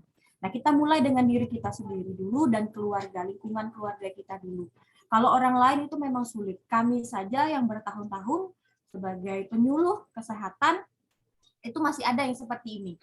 Susah sekali dikasih tahu, bandel, maunya ya udah cuci tangan dah gitu, oh udah hilang kok virusnya. Padahal cuci tangan yang baik dan benar ya seperti itu. Kami dulu setiap pagi kalau coffee morning selalu menerapkan ini 6 langkah cuci tangan. Untuk petugas dulu selalu dicontohkan ini cara cuci tangan yang baik dan benar, dan itu selalu kontinu. Kita nggak bisa kalau kasih tahu orang itu sekali, itu nggak akan mempan. Karena tembok seperti hati itu ada tembok. Kalau kita ini paling benar, nah kayak gitu. Kalau kita paling benar, kamu salah, saya benar. Nah, kita juga nggak bisa seperti itu. Kamu tuh salah, saya ini benar. Nah, kita nggak bisa ngasih taunya dengan cara seperti itu. Ya, tapi paling tidak kita menerapkan dengan diri kita sendiri dulu, keluarga kita, ya kita edukasi seperti itu. Ya, paling tata caranya ya diri kita sendiri dulu ya. Oke, baik. Terima kasih ya Bu Sartika. Ini ada pertanyaan follow up nih dari saya pribadi. Jadi tadi kan Ibu bilang cuci tangan menggunakan air yang mengalir. Tapi kayak misalnya nih Bu, kita punya teman, kita lagi makan keluar kan ya. Terus di depannya itu kan ada tempat cuci tangan sama hand sanitizer. Kalau teman-teman saya tuh lebih pilih, mending pakai hand sanitizer aja daripada cuci tangan ribet gitu. Itu apakah tidak apa Bu? Karena mending mana gitu loh, hand sanitizer atau cuci tangan dengan air mengalir tadi seperti yang Ibu sebutkan. Terima kasih Bu. Ya, kandungan hand sanitizer sendiri kan kimia ya. Jadi tentu otomatis yang terbaik untuk mencuci tangan kita adalah dengan mencuci tangan dengan air yang mengalir karena itu benar-benar bersih. Kalau hand sanitizer itu malah kita jangan sampai habis kita konsumsi cuci tangan dengan hand sanitizer baru kita mencopot makanan karena itu adalah kandungan kimia. Nah, kandungan kimia ini yang ditakutkan ikut masuk ke dalam konsumsi makanan yang kita makan. Nah, jadi kalau kita menemukan teman atau kerabat kita sedang makan, sebaiknya kita kasih tahu, ayo kita cuci dengan air yang mengalir saja. Meskipun ada dua-duanya ya. Tapi kalau sekarang saya lihat, saya sering ke tempat makan, mereka jarang sekali menyediakan hand sanitizer. Mereka lebih menggunakan air mengalir sekarang. Untuk di Tenggarong ya, khususnya di Tenggarong, saya lihat lebih ke ini, cuci tangan pakai sabun dan air yang mengalir. Bahkan di Indomaret, Alfamidi juga kita sudah edukasi, malah mereka sekarang menyediakan tempat-tempat air mengalir dan sabun ya, seperti itu. Oke, gitu ya Bu ya. Oke, terima kasih Bu. Mungkin kita bisa, tadi cukup jelas ya buat saya. Mungkin ini kita bisa ke Bapak Qcom BTD ya, dari tadi raise hand. Mungkin bisa di-unmute Bapak, perkenalkan namanya dan silakan. Saya nggak lihat gambar saya sendiri, mana nih kameranya? Dari Banjarmasin, Pelai Hari itu. Saya Ketua RT 22 Loipung, nama saya Imam Rojikin Mbak, yang pernah telah Menpokantaka. Oh iya Bapak, halo Bapak, selamat siang. Ya, saya nggak lihat gambarku. Iya, kalau di HP biasanya seperti itu Pak. Jadi begini, pertanyaan saya adalah sama Ibu Yuni ya, Ibu Yuni ya, bukan Bu Yuni. Apakah sebelum divaksin pernah enggak Bu ditanya dites itu penyakit apa? Karena ini kejadian di keluarga saya sendiri, saya tidak mencontohkan keluarga orang lain. Itu keluarga saya sendiri yang ada di Jawa. Kakak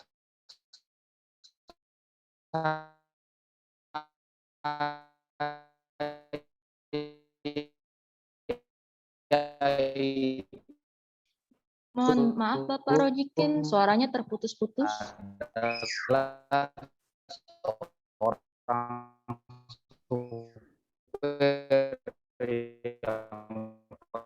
Badannya itu supernya aja. Kakak supir badannya kekar, sehat jauh. Nah, begitu divaksin sampai sekarang udah 5 itu tubuhnya lemah. Tulangnya kayak dicopotin. Lemah lunglai. Apa penyebabnya itu bisa lemah itu seperti itu? Itu yang pertama. Yang kedua adalah itu tante saya sendiri juga habis divaksin. Jarak 2 hari beliau meninggal. Nah, tetapi habis itu dinyatakan COVID. Apakah, pertanyaan saya, sebelum itu tidak diteliti COVID apa bukan? Kok habis divaksin COVID? Itu pertanyaan saya, Bu. Itu aja, saya dari Ketua RT 22 Loipuh, Tenggarong. Monggo. Assalamualaikum warahmatullahi wabarakatuh. Oke, terima kasih ya Pak Rojikin. Pertanyaannya tadi ada 2 pertanyaan ya. Ini juga ada yang di kolom chat. Jadi ini Bu Yuni mau saya ulangi pertanyaannya, saya ulangin aja. Boleh. Nih, pertama kan apakah sebelum divaksin dites gitu. Karena kakak supir saya badannya kekar, tapi begitu divaksin hingga sekarang badannya lemah dan lunglai. Itu pertanyaan pertama. Ini bisa dijawab dulu Ibu. Oke, baik. Ya, seperti yang saya bilang, kalau dulu mungkin yang kemarin ya, kalau mungkin yang kemarin ada 4 meja 1 pendaftaran, meja 2 itu adalah screening, meja 3 vaksin, dan meja 4 itu adalah observasi. Sekarang berubah menjadi meja 1 dan meja 2. meja 1 screening dan vaksinator, meja 2 ada observasi. Pada saat kita maju di meja 2, meja 1 yang sekarang yang ketemu dengan dokternya, kita harapkan tadi itu adalah kejujuran pasien. Memang di pertanyaan kita kan memakai lembar screening ya. Pada saat pasien mau vaksin COVID itu kita ada lembar screening, ada beberapa pertanyaan yang memang kita harus tanyakan. Pada saat kita tanyakan, kalau mungkin tidak ada pertanyaan yang ditanyakan, pasien boleh bercerita. Dok, saya punya begini-begini. Dok, saya punya begini, ini gimana? Boleh ditanyakan ya, kejujuran, seperti gitu. Kalaupun maaf, mungkin kami yang tidak sempat menanyakan, pasien boleh bercerita.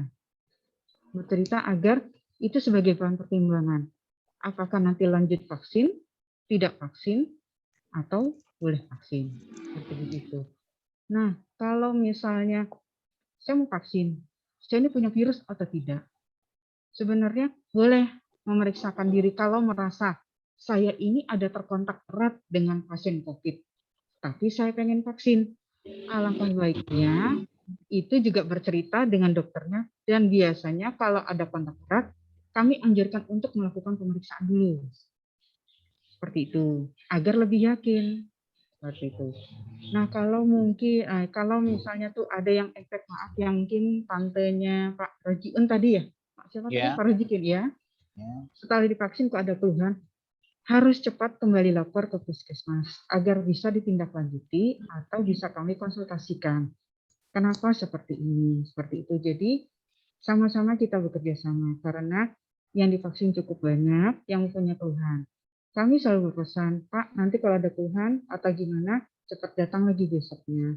Biar cepat kami bisa tindak lanjuti, itu bisa kami konsultasikan dengan yang lebih mempunyai otoritas lagi. Begitu. Ya mungkin keluarga kita boleh konsultasi ke puskesmas, kenapa sebegini, atau mungkin sudah ada konsultasi nih ke rumah sakit atau ke puskesmas.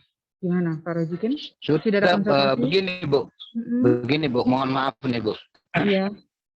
Begini, waktu divaksin tidak ada bibit, itu tidak ada. Memang sudah habis itu vaksin sakit, habis divaksin sehari besoknya langsung meninggal. Lah meninggalnya itu langsung di COVID. Kok bisa? Padahal di rumah, ya kan?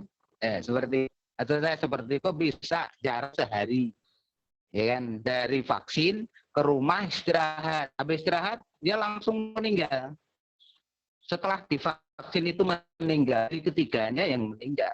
Sudah cek langsung dikatakan COVID. Itu saya kok bisa ya, padahal sudah di swab tidak ada COVID. Nah, seperti itu, Bu. Oke, Bapak, vaksin COVID ini asalnya dari virus COVID yang dilemahkan. Itu asalnya, ya. Virus yang dilemahkan dimasukkan dalam tubuh kita, tentu dia akan menjadi reaktif. Makanya setelah vaksin COVID, kami anjurkan untuk istirahat 2-3 hari dan menghindari kontak dan menjaga prokesnya betul-betul. Ya. Jadi asalnya, Pak, virus yang memang diberikan ke tubuh kita, masuk dalam tubuh, dia akan menjadi aktif. Makanya ada yang 2-3 hari kemudian, kok jadi reaktif? 2-3 hari kemudian, ada keluhan, bisa reaktif. Ya, karena itu tadi, asal vaksin adalah dari virus yang dilakukan, masukkan dalam tubuh kita. Jadi beliau itu meninggal. Artinya Bu, beratukan vaksin ini adalah di rumah. Di rumah, meninggalnya di rumah. Meninggal di rumah, dicekkan ke rumah sakit. Kata rumah sakit adalah kena, akhirnya dikubur secara protokol kesehatan. Akhirnya seperti, jadi pertanyaan saya tadi adalah, kok pertama masuk divaksin sudah swab positif, tidak ada aktifnya. Oke, langsung vaksin istirahat di rumah. Habis istirahat di rumah, besoknya keadaan dia mati dengan sendirinya tanpa orang lain, tidur dengan. Setelah itu dibawa ke rumah sakit, dicek apa bisa meninggal, kena COVID. Di situ Bu bahasanya berarti. kita. Ini virus ini adalah virus COVID diberikan ke kita, Bu. Mungkin seperti itu. Karena pertanyaannya ya masuknya langsung virus seperti itu, bahasa orang awam, Bu, bahasa saya. Mungkin bila salah saya mohon maaf, Bu. Iya. Jadi itulah Pak ya. Vaksin tadi kan asalnya virus. Nah, yang langsung meninggal maksudnya di swab negatif vaksin, lalu 2 hari kemudian meninggal karena COVID. Meninggal. Itu di rumah sakit ya Pak meninggalnya. Iya. Terus yang mendiagnosa di rumah, Bu. Lalu yang mendiagnosanya dibawa ke rumah sakit setelah meninggal belum meninggal betul, dibawa ke rumah sakit sampai di UGD sudah tidak ada, memang sudah meninggal waktu di rumah. Ditarik darahnya itu ini kan adalah kena COVID ya. Pertanyaan penasaran seperti itu, Bu. Jadi Pak, jadi Bapak Ibu maaf. Jadi COVID kan gitu. Iya. Pemeriksaan PCR ataupun antigen, kalau hasilnya negatif, itulah pada saat hari itu. Jadi kalau sudah PCR, itu tidak berlaku selamanya Anda negatif, Pak. Ya, hari ini negatif, terus mungkin dia terpaparkan itu tadi ya, masuk vaksin, virus, reaktif, menjadi aktif dalam tubuhnya, 2-3 kemarin bisa terdiagnosa COVID. Karena hasil itu adalah hanya hari itu saja, Pak. Jadi 2-3 hari kemudian, kalau dia ada terpapar, ada terkena virus, bisa positif. Seperti begitu. Oke, ini belum, Bu, sebentar lagi, Bu. Sebentar, Bu. Sebentar. Bapak. Padahal yang di rumah itu tidak ada yang terpapar gitu loh. Hanya sendirian. Itu yang jadi heran saya seperti itu. Dicek pun serumahan itu tidak ada yang kena gejala itu gitu loh. Yang almarhum itu sendiri. Gitu. Iya. Itu aja. Terima kasih. Itu jadi salah bagi saya. Iya. Oke, terima kasih Bu jawabannya. Iya, jaga selalu kesehatan ya Pak. Protokolnya jangan lupa. Siap. Oke, terima kasih Pak Rojikin sama Bu Yuni ya. Mungkin Bapak bisa diturunin dulu tangannya, di unraise gitu. Di lower hand, turunin tangannya sama di mute. Oke. Jadi apa yang saya tangkap tadi tuh mungkin kasus yang Bapak ini kita nggak pernah tahu, Bu ya, seperti Ibu Yuni tadi bilang kan penyebab dari vaksin ini sendiri kan beragam setiap orang-orang. Kita mana tahu kan orang tersebut punya penyakit bawaan yang tidak teridentifikasi. Jadi setelah vaksin mungkin ada efek samping yang kita tidak pernah duga, gitu kan. Mungkin itu tadi. Mungkin kita bisa lanjut ke pertanyaan selanjutnya karena tadi udah cukup ya. Jadi ini pertanyaan dari, ini kayaknya Bapak yang sama. Pertanyaannya dari Rojiin juga, kayaknya Bapak yang sama deh. Pertanyaannya yaitu virus corona ini kalau di kulit bisa bertahan berapa lama? Mungkin ini bisa saya serahkan kepada pemateri, terserah mau Bu Yuni atau Bu Sartika ya. Oke, silakan. Siapa? Bu Yuni kah? Sorry, seperti yang saya bilang awal ya, COVID ini kita integrasi program. Jadi semua program yang terkait itu akan kita bersatu untuk bersama-samanya. Nah, untuk pertanyaan Bapak Rojin yang masalah virus corona ini di kulit bisa bertahan. Nah, ini kebetulan ada juga nih di sini dihadir nih ada juga Bu Joy. Suhunya Promkes sama tuh Bu Sartika suhunya juga. Suhunya juga sama-sama suhu ya. Nah, kebetulan beliaunya lagi ada juga di sini. Oke, mungkin kita bisa bantu beliaunya untuk ini ya Bu Sartika ya, bos nih suhunya lagi nih. Suhunya boleh. Ini Bu Joy nih mau ada biar ngomong biar lebih jelas ya, biar apa sih gimana gitu ya. Mungkin bisa on kamera sekalian. Bu Joy nih yang promosi ini harus begini nih, kita nih harus begini nih, karena kami pun di puskesmas pun begitu. Beliaunya sama Bu Sartika yang cerewet gitu, gitu ya seperti itu. Oke, mungkin Bu Joy bisa silakan.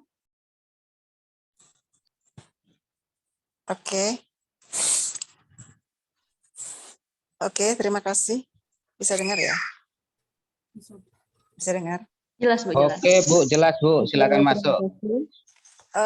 Tadi ada pertanyaan kenapa virus corona itu kalau di kulit berapa lama sih dia bertahan? Secara teori itu kenapa kita harus menganjurkan mencuci tangan di bawah air mengalir dan menggunakan sabun? Alasannya kenapa? Karena virus COVID itu bertahan di kulit itu sekitar kurang lebih 8 jam. Jadi kenapa kita harus selalu sering mencuci tangan, sebaiknya menggunakan air dan menggunakan sabun, terkecuali kalau kita misalnya di dalam perjalanan, itu kita menggunakan hand sanitizer. Jadi efektivitas untuk mematikan kuman itu adalah sabun dan air mengalir. Jadi di sini saya sampaikan bahwa virus COVID ini dia bertahan hidup itu di media yang berbeda-beda. Saya kasih contoh, kalau di kulit dia bisa bertahan 8 jam, kemudian dia di plastik dia bisa bertahan kurang lebih 5 hari, di kayu dia 4 hari, di kaca dia 5 hari. Kenapa kita selalu menganjurkan kepada pasien isman, pasien isoman itu mereka harus peralatan makan, peralatan mandi itu sebaiknya dilakukan perendaman dulu dengan menggunakan desinfektan. Dengan itu dilakukan supaya virus itu tadi benar-benar mati. Karena kita melihat virus-virus itu tadi di tempat media yang berbeda-beda dia punya ketahanan hidup yang berbeda-beda. Seperti sudah saya sampaikan tadi, di kayu dia bertahan 4 hari, di kaca dia 5 hari, di plastik 5 hari. Maka dari itu dianjurkan kalau misalnya kita keluar pergi makan, sebaiknya kita membeli makanan itu kita membeli tidak mengkonsumsi di situ karena kita tidak tahu misalnya yang punya warung itu apakah dia selalu melakukan desinfeksi terhadap peralatan yang ada di warung tersebut. Mungkin itu sekilas yang dapat saya kasih informasi bahwa virus COVID itu dia bertahan hidup berdasarkan dengan media. Jadi oleh sebab itu kita harus rajin melakukan desinfektan. Mungkin itu saja penjelasan dari saya. Terima kasih. Oke. Ini tadi sudah menjawab ya pertanyaan. Mungkin ini akan menjadi pertanyaan terakhir jika partisipan tidak ada yang ingin bertanya. Saya Mbak. Oh. Rojiin ya, Rojiin. Oh, Rojiin. Pak Rojiin. Ya. Silakan Pak. Ya, makasih Mbak. Assalamualaikum warahmatullahi wabarakatuh. Jadi dari penjelasan yang tadi disampaikan tuh, apalagi yang pertanyaan Pak Imam tuh setelah divaksin 1 hari ternyata yang bersangkutan meninggal. Nah, sementara ini pemeriksaan awal pada saat mau divaksin itu kan ada kemungkinan penyakit bawaan itu kan kadang-kadang tidak terdeteksi. Nah, jadi ini yang menjadi salah satu yang membuat masyarakat tuh ketakutan untuk divaksin gitu loh. Jadi ragu-ragu masyarakat nih mau divaksin. Kadang-kadang juga dokter pemeriksa kan kita kan tahu kadang-kadang dokter tuh begitu ditanya pasien gini-gini terlalu kasar. Kadang-kadang orang kan masyarakat kan takut juga gitu. Nah, saya jadi berharap lah nanti misalnya dokter-dokter yang memeriksa awal itu yang lebih ramah sama masyarakat yang akan divaksin. Kemudian untuk ini sekedar informasi, kemarin kita dapat kerjasama dengan intelijen, ada bantuan vaksin 1.000 paket untuk untuk pelajar. Jadi umur 12 sampai 17 tahun, di bawah 18 tahun. Insya Allah besok akan dilaksanakan di pesantren di Batul Khair di Timbau. Jadi itu aja dari saya. Mohon maaf kalau ada kekurangan. Assalamualaikum warahmatullahi wabarakatuh. Ya, terima kasih Pak Rojiin.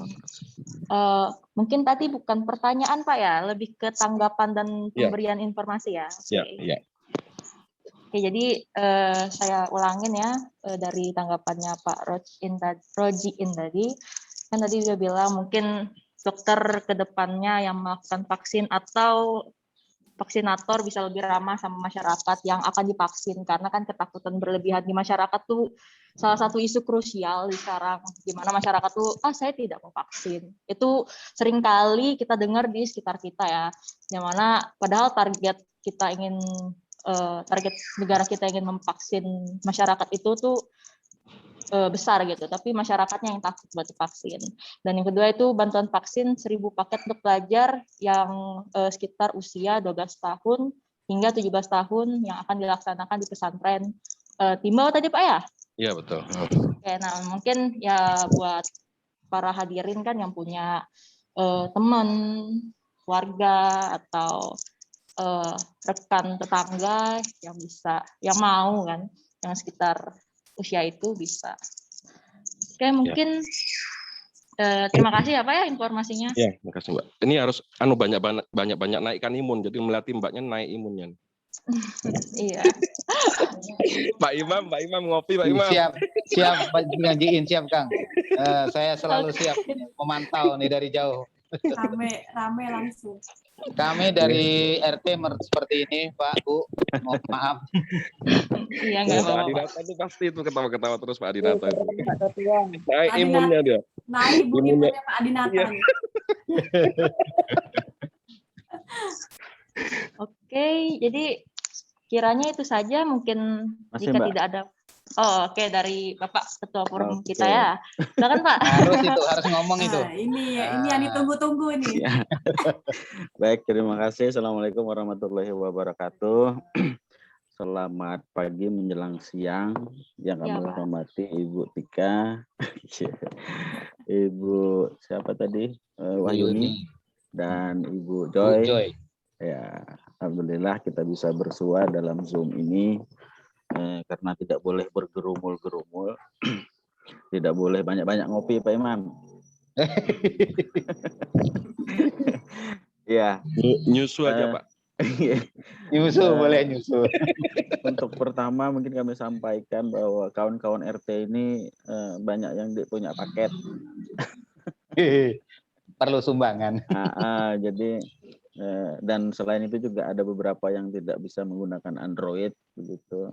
Jadi sehingga tidak bisa ikut bergabung. Sebetulnya saya dari tadi itu cuma menyimak aja, melihat, menyaksikan kawan-kawan. Kembali ke tema saja sebetulnya.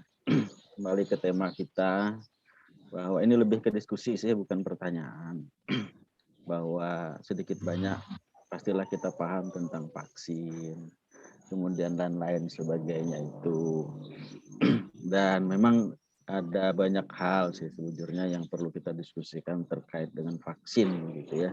Dan yang terpenting itu bagaimana Loaipuh ini bisa hijau gitu loh zonanya itu. Tenggarong lah begitu. Nah, sampai hari ini Bu Tika saya dikirim lagi sama Ibu Ibu Suryana nih data-data. Wah, iya Pak, nanti saya ini sama Bu Yana. Bu Tika, ini ada banyak yang masuk tapi nggak masuk lewat puskesmas gitu loh, lewat di tracer di tim itu, justru di luar itu yang saya bingung tuh Bu Tika. Tapi nggak apa-apa, begini maksud kami bahwa di sini ada kawan-kawan dari puskesmas Loaipuh dan juga ada kawan-kawan dari RT sebagian. Bagaimana sih kita supaya bisa meminimalisir atau menurunkan angka terkonfirmasi di kelurahan, karena memang di kelurahan Loaipuh masuk kita di beberapa RT, karena jujur sampai saat ini menurut data kami yang kami ketahui itu untuk Loaipuh ini ada 5 orang yang berpulang sebetulnya yang sudah meninggal. 3 itu saya tidak tahu karena saya tidak berani menyatakan yang 2-nya ini positif. Kalau yang 3-nya itu jelas karena ada bukti otentik. Nah kalau yang 2 kita nggak punya bukti otentik, maka kita tidak berani mengatakan itu meninggal akibat positif COVID. Nah itu yang terbaru kemarin kan yang almarhum Yusni itu yang di RT 49 di Somel di Triti. Kemudian Haji Sahril, yang Haji Unda itu di Gunung Beleh di RT 45. Itu kan jujur di Loaipuh ada yang kami catat sampai hari ini ada 5 orang yang berpulang akibat COVID. Nah, kami tertarik sebetulnya dengan hari ini. Saya ingin sebetulnya kawan-kawan RT ini bisa berhadir dalam kesempatan ini. Ini adalah momen kita untuk memberikan edukasi lah kepada masyarakat kita di Kelurahan Loaipuh. Karena jujur Ibu Tika, Ibu Joy ini lebih paham dengan Ibu Tika, Ibu Yuni ini sangat susah memberikan edukasi kepada masyarakat ini. Contoh tadi vaksin banyak yang nolak, banyak yang nggak mau, takut. Ya, karena ada beberapa hal Bu Tika, ketika soal vaksin ini, ya kan ada yang, ya inilah yang dari media-media itu, ketika setelah vaksin kejang-kejang langsung bagaimana, nah itu takut mereka. Tambah tadi ada beberapa yang vaksin yang beda-beda. Nah ini mungkin perlu juga bagaimana kawan-kawan bersama-sama kita dari Puskesmas untuk selalu berusaha memberikan edukasi ini terhadap masyarakat. Nah kami sudah sampaikan ke RT-RT, sudah kita share terkait dengan permasalahan penanganan COVID ini, karena Mbak Wan Panco, nah, ini penting sebetulnya.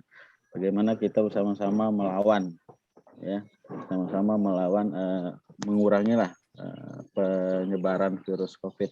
Saya jujur sesuatu yang abstrak begini ini sangat susah. Cobanya bisa kelihatan yang mana aja nepek-nepeknya tuh. Yang nampak, kelihatan. Jadi susah. Kalau kelihatan tinggal bakar kan enak gitu. Ini nggak nampak, tahu-tahu terpapar. Ya.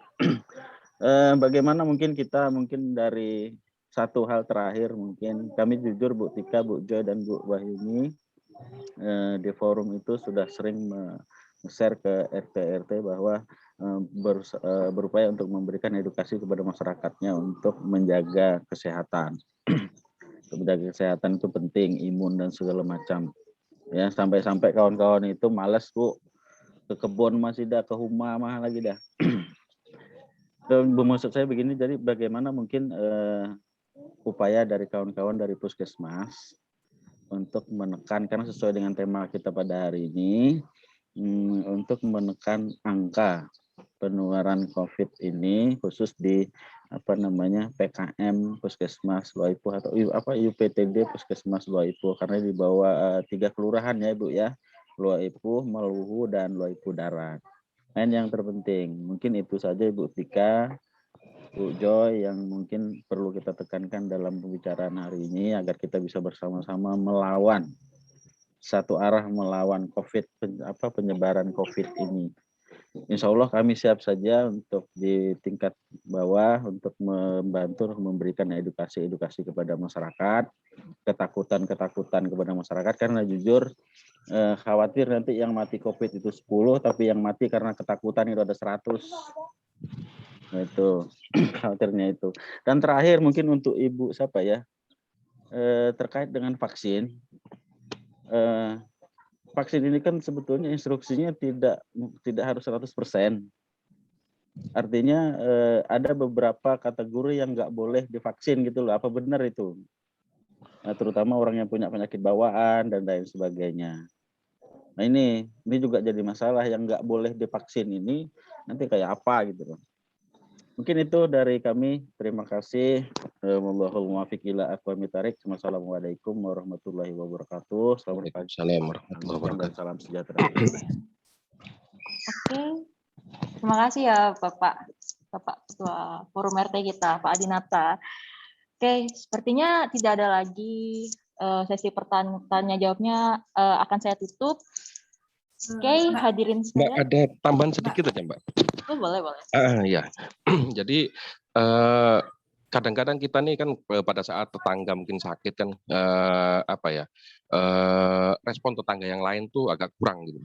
Artinya mereka harus pergi untuk cari makanan sendiri segala macam kan, artinya itu beresiko untuk menularkan. Jadi kebetulan ini ada bantuan untuk warga yang lagi isolasi mandiri. Hari ini insya Allah malam tadi kami sudah bagi-bagikan karena di Loaipuh agak kurang respon. Mungkin ada ketakutan dikucilkan katanya kalau terima bantuan ini kan. Jadi malam tadi saya alihkan ke Bukit Biru, ada sekitar 15 paket. Kalau hari ini saya kemungkinan akan datangkan 100 paket bantuan untuk untuk warga yang lagi isolasi mandiri. Ada mie, susu, kemudian obat-obat juga nih, lumayan lah. Ada gula, beras. Ada Pak buah juga. Iya Pak. Siap. Ini tadi saya baru ditelepon dari zona 2 dari RT 24 dari Pak Sugeng, ada tambahan lagi namanya Pak Roni. Iya siap Pak. Sudah saya data ini Pak. Sudah kah? Sudah di Sudah Melak 1 Pak, di Moro jadi 3. Baik Pak. Ini ada yang kalau di daerah Mangkurawang tuh sudah ada datanya lengkap. Jadi langsung langsung kirim ke saya tuh ada sekitar 50. Jadi nanti kami tinggal distribusi aja gitu. Nah, kemudian yang selanjutnya di musim sekarang ini penyebarannya kan begitu meluas nih COVID nih, karena mungkin memang cuaca juga kurang bagus. Nah, masyarakat nih menganggap ini flu biasa, ternyata begitu dicek COVID, dan ini banyak sekali di warga di Jahap khususnya. Kalau saya di Loipu kan alhamdulillah di warga saya ini tidak ada yang sakit juga. Saya kelilingi, saya tanyain warga saya juga tidak ada yang sakit. Kemudian kalau di Jahap nih banyak orang yang sakit tapi tidak mau periksa karena takut COVID, jadi mereka otomatis saja isolasi mandiri di rumah. Jadi di pengawasan anak, mungkin anak sama keluarganya aja. Jadi kayaknya mungkin dari puskesmas gimana ya, atau dari RT yang lebih proaktif lagi lah ke depannya, karena khawatirnya nanti begitu yang sakit nih ternyata COVID, berbahaya, nanti bisa lebih cepat lagi penularannya gitu. Saya itu aja sih masukan aja dari saya. Terima kasih. Saya tanda satu dulu. Halo Mbak, sebentar saya buat Puskesmas Loipu ya. Itu data yang dikirim ke forum Loipu itu minta tolong warga.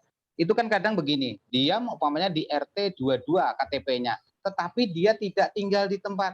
Sekalinya aku tanya, aku telusuri tinggalnya di Pesut, seperti itu. Itu yang harus disinkronkan. Saat ini jangan hanya dilihat KTP-nya, tempat tinggalnya saat ini itu yang dikejar. Kami selalu sering kesulitan mengejar mereka, padahal tidak ada warga di tempat saya. Itu untuk harapan saya seperti itu. Datanya tolong disinkronkan, tinggalnya dan KTP-nya. Itu aja. Ya, permisi Mbak, saya numpang speak sebentar. Mbak moderator. Iya Bu Sartia, kenapa Bu?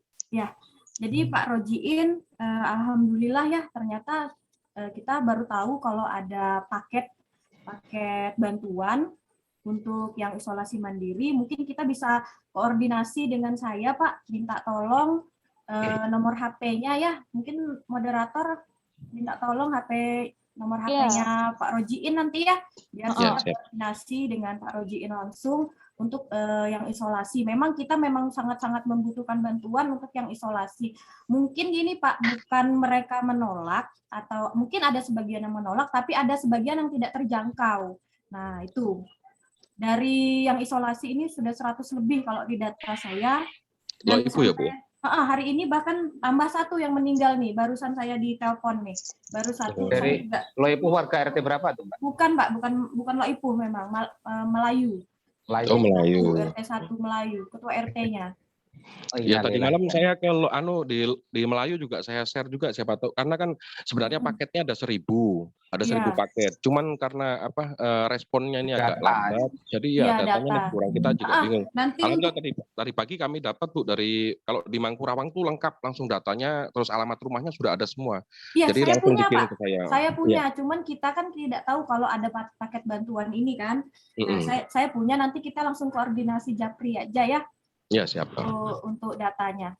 Japri sama moderatornya Bu. Moderatornya. Nanti moderator tolong di. Moderatornya Japri sama saya. Oke Pak. Oke Bu. Pak Jiin, hati-hati Pak Jiin. Hati-hati Kang Jiin. Ini Pak Dinata hilang sudah Pak Dinata. Belum. Share saya udah. Intinya data tempat tinggal sama KTP harus jelas. Karena KTP sama tempat tinggal beda. Oke, terima kasih. Itu aja kembali saya ingatkan. Oke, jadi mungkin tambahan dari saya ya Pak Roj ini ya, tadi kan katanya pembagian paketnya itu warganya tuh kayak kurang update gitu ya, mungkin sama informasi yang diberikan, jadi paketnya sampai harus dialihkan ke kelurahan lain, padahal dari Loipu sendiri itu kan udah ada porsinya. Mungkin nanti bisa koordinasi sama Ibu Sartika dan juga kami Pak, pihak kelompok KKN kan ya, sebagai abdi masyarakat kami. Iya, siap. Nanti saya temui Mbak. Ya nanti kita sudah naik. Imun saya ini sudah naik nih, Pak Imam. Naik langsung 100% imun saya Pak Imam. Imunnya, oke mantap. Oke, mungkin nanti begitu Pak ya, kita koordinasiin bertiga sama kelompok saya juga. Oke. Mungkin kiranya sekian dari diskusi kita yang menarik ya di hari ini. Cuman karena terbatasnya waktu, mungkin kita sudahi dulu. Oke. Jadi pemaparan materi dan sesi jawab pagi hari ini kan sudah terlaksana dengan baik. Nah, kita juga sudah mendapatkan pengalaman berharga dari pemaparan materi oleh para pemateri kita ya, yang telah dilakukan dengan baik oleh Ibu Sartika dan juga Ibu Yuni. Mudah-mudahan materi yang sudah disampaikan ini bermanfaat bagi kita dan berguna lah di kehidupan kita, apalagi selama pandemi ini kan ya. Dan akhirnya saya Melun Hupatsan pamit undur diri. Terima kasih banyak atas perhatian hadirin sekalian. Acara akan saya serahkan kepada pembawa acara yaitu MC. Selamat pagi. Lanjut Japri ya. Lanjut Japri ya. Lanjut ngopi. Siap. Ngajiin nih lajunya.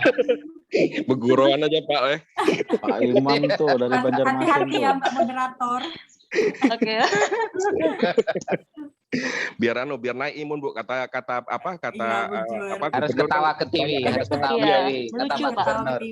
Banyak bahagia kan gitu. Ini kalau imunnya naik semua, nggak ada yang mau vaksin nanti nih Pak, kacau nih. Iya. Nggak apa-apa Bu, yang penting imun saya naik aja sudah. Pak Imam nih belum vaksin nih. Itu yang saya cari Bu, sampai sekarang belum dapat tuh. Nanti Pak Imam, ini kita sama Polres insya Allah sebentar lagi. Itu tanya sama bos imunisasi. Saya lari ke Banjar nih Bu, sudah. Jauhnya Pak Imam lari ke Banjar, maka saya hanya nanti kita. Butika, kok data saya kok sama dengan data Ibu loh. Saya dikirimnya loh Bu Tika. Sama yang mana? Dia hitam Japri aja Pak. Oke. Jangan Japri terus. Aduh, Japri lah. Ada live begini langsung Bu. Langsung aja. Panjang Pak kisahnya Pak. Mana kopinya Pak Imam? Di belakang masih tadi. Belakang ini ada singkong aja ini. Tika, lo Ipu itu 100. Ini singkong nih. Atau 3 kelurahan itu. Itu 3 kelurahan yang. Oh gitu. Iya. Itu perlu disinkronkan. Oh, untuk puskesmas Lo Ipu Bu ya? 3 kelurahan itu ya? 3 kelurahan. Berarti 100 berapa Bu? Sementara ini 109 yang 109. Hari ini insya Allah paketan kan 100, cuman saya sudah terlanjur ke Mangkurawang tuh ada 51 kalau nggak salah, 56 atau 51. Bukit Biru juga ada karena yang dimasuk ke saya di Lo Ipu ini baru berapa orang aja nih. Jadi tadi sudah saya terlanjur ke Mangkurawang sama Bukit Biru juga. Itu yang baru saya rekap sampai tanggal 19. Yang belum lagi yang baru rilis ini. Oh iya. Ada tambah 50-an kali. Kalau gitu besok saya mintakan lagi lah. Iya. Mudah-mudahan. Iya Bu. Ya. Baik, alhamdulillah kita telah sampai di penghujung acara. Terima kasih banyak kepada kedua pemateri, moderator, serta para peserta yang telah menyimak acara dari awal sampai akhir. Semoga banyak ilmu yang dapat untuk diaplikasikan dalam kehidupan sehari-hari. Saya mewakili panitia yang bertugas menyampaikan mohon maaf atas segala kata dan perbuatan yang salah. Sebelum kita benar-benar mengakhiri acara, mohon untuk para peserta untuk menyalakan kamera karena kita semua akan melakukan foto bersama.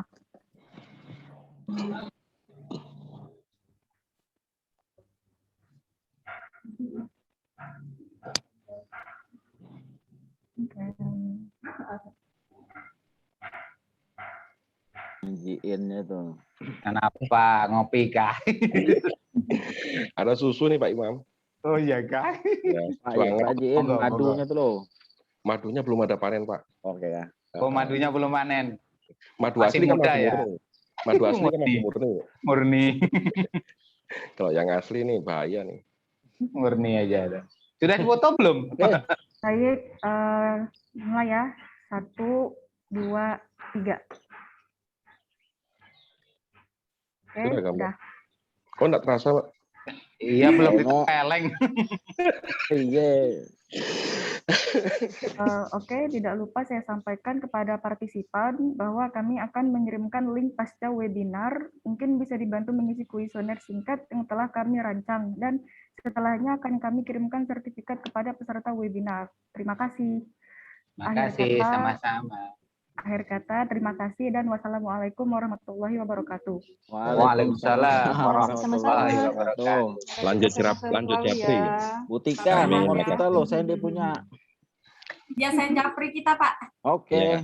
Japri saya juga. Kedengaran, Tika, Oleh-olehnya dari kedengaran. Banjar. Hati-hati ya. Hati-hati ya. Hati-hati ya. Assalamualaikum ya. Waalaikumsalam. Ya, terima kasih, Salam Bu. sehat semuanya. Salam sehat. Salam sehat, Pak. Japri ya. Japri, Ya. Mbak. Iya, siap, Pak. Pak Imam, cepat pulang, balik tuh. Siap. Sebentar Oke, lagi Ketua. balik. Makasih Ketua. Ngopi di rumah Ketua. Oke, insya Allah bentar meluncur. Nah, Assalamualaikum. Salam. Waalaikumsalam warahmatullahi wabarakatuh. Oke, izin. OTW. TW Kota Bangun.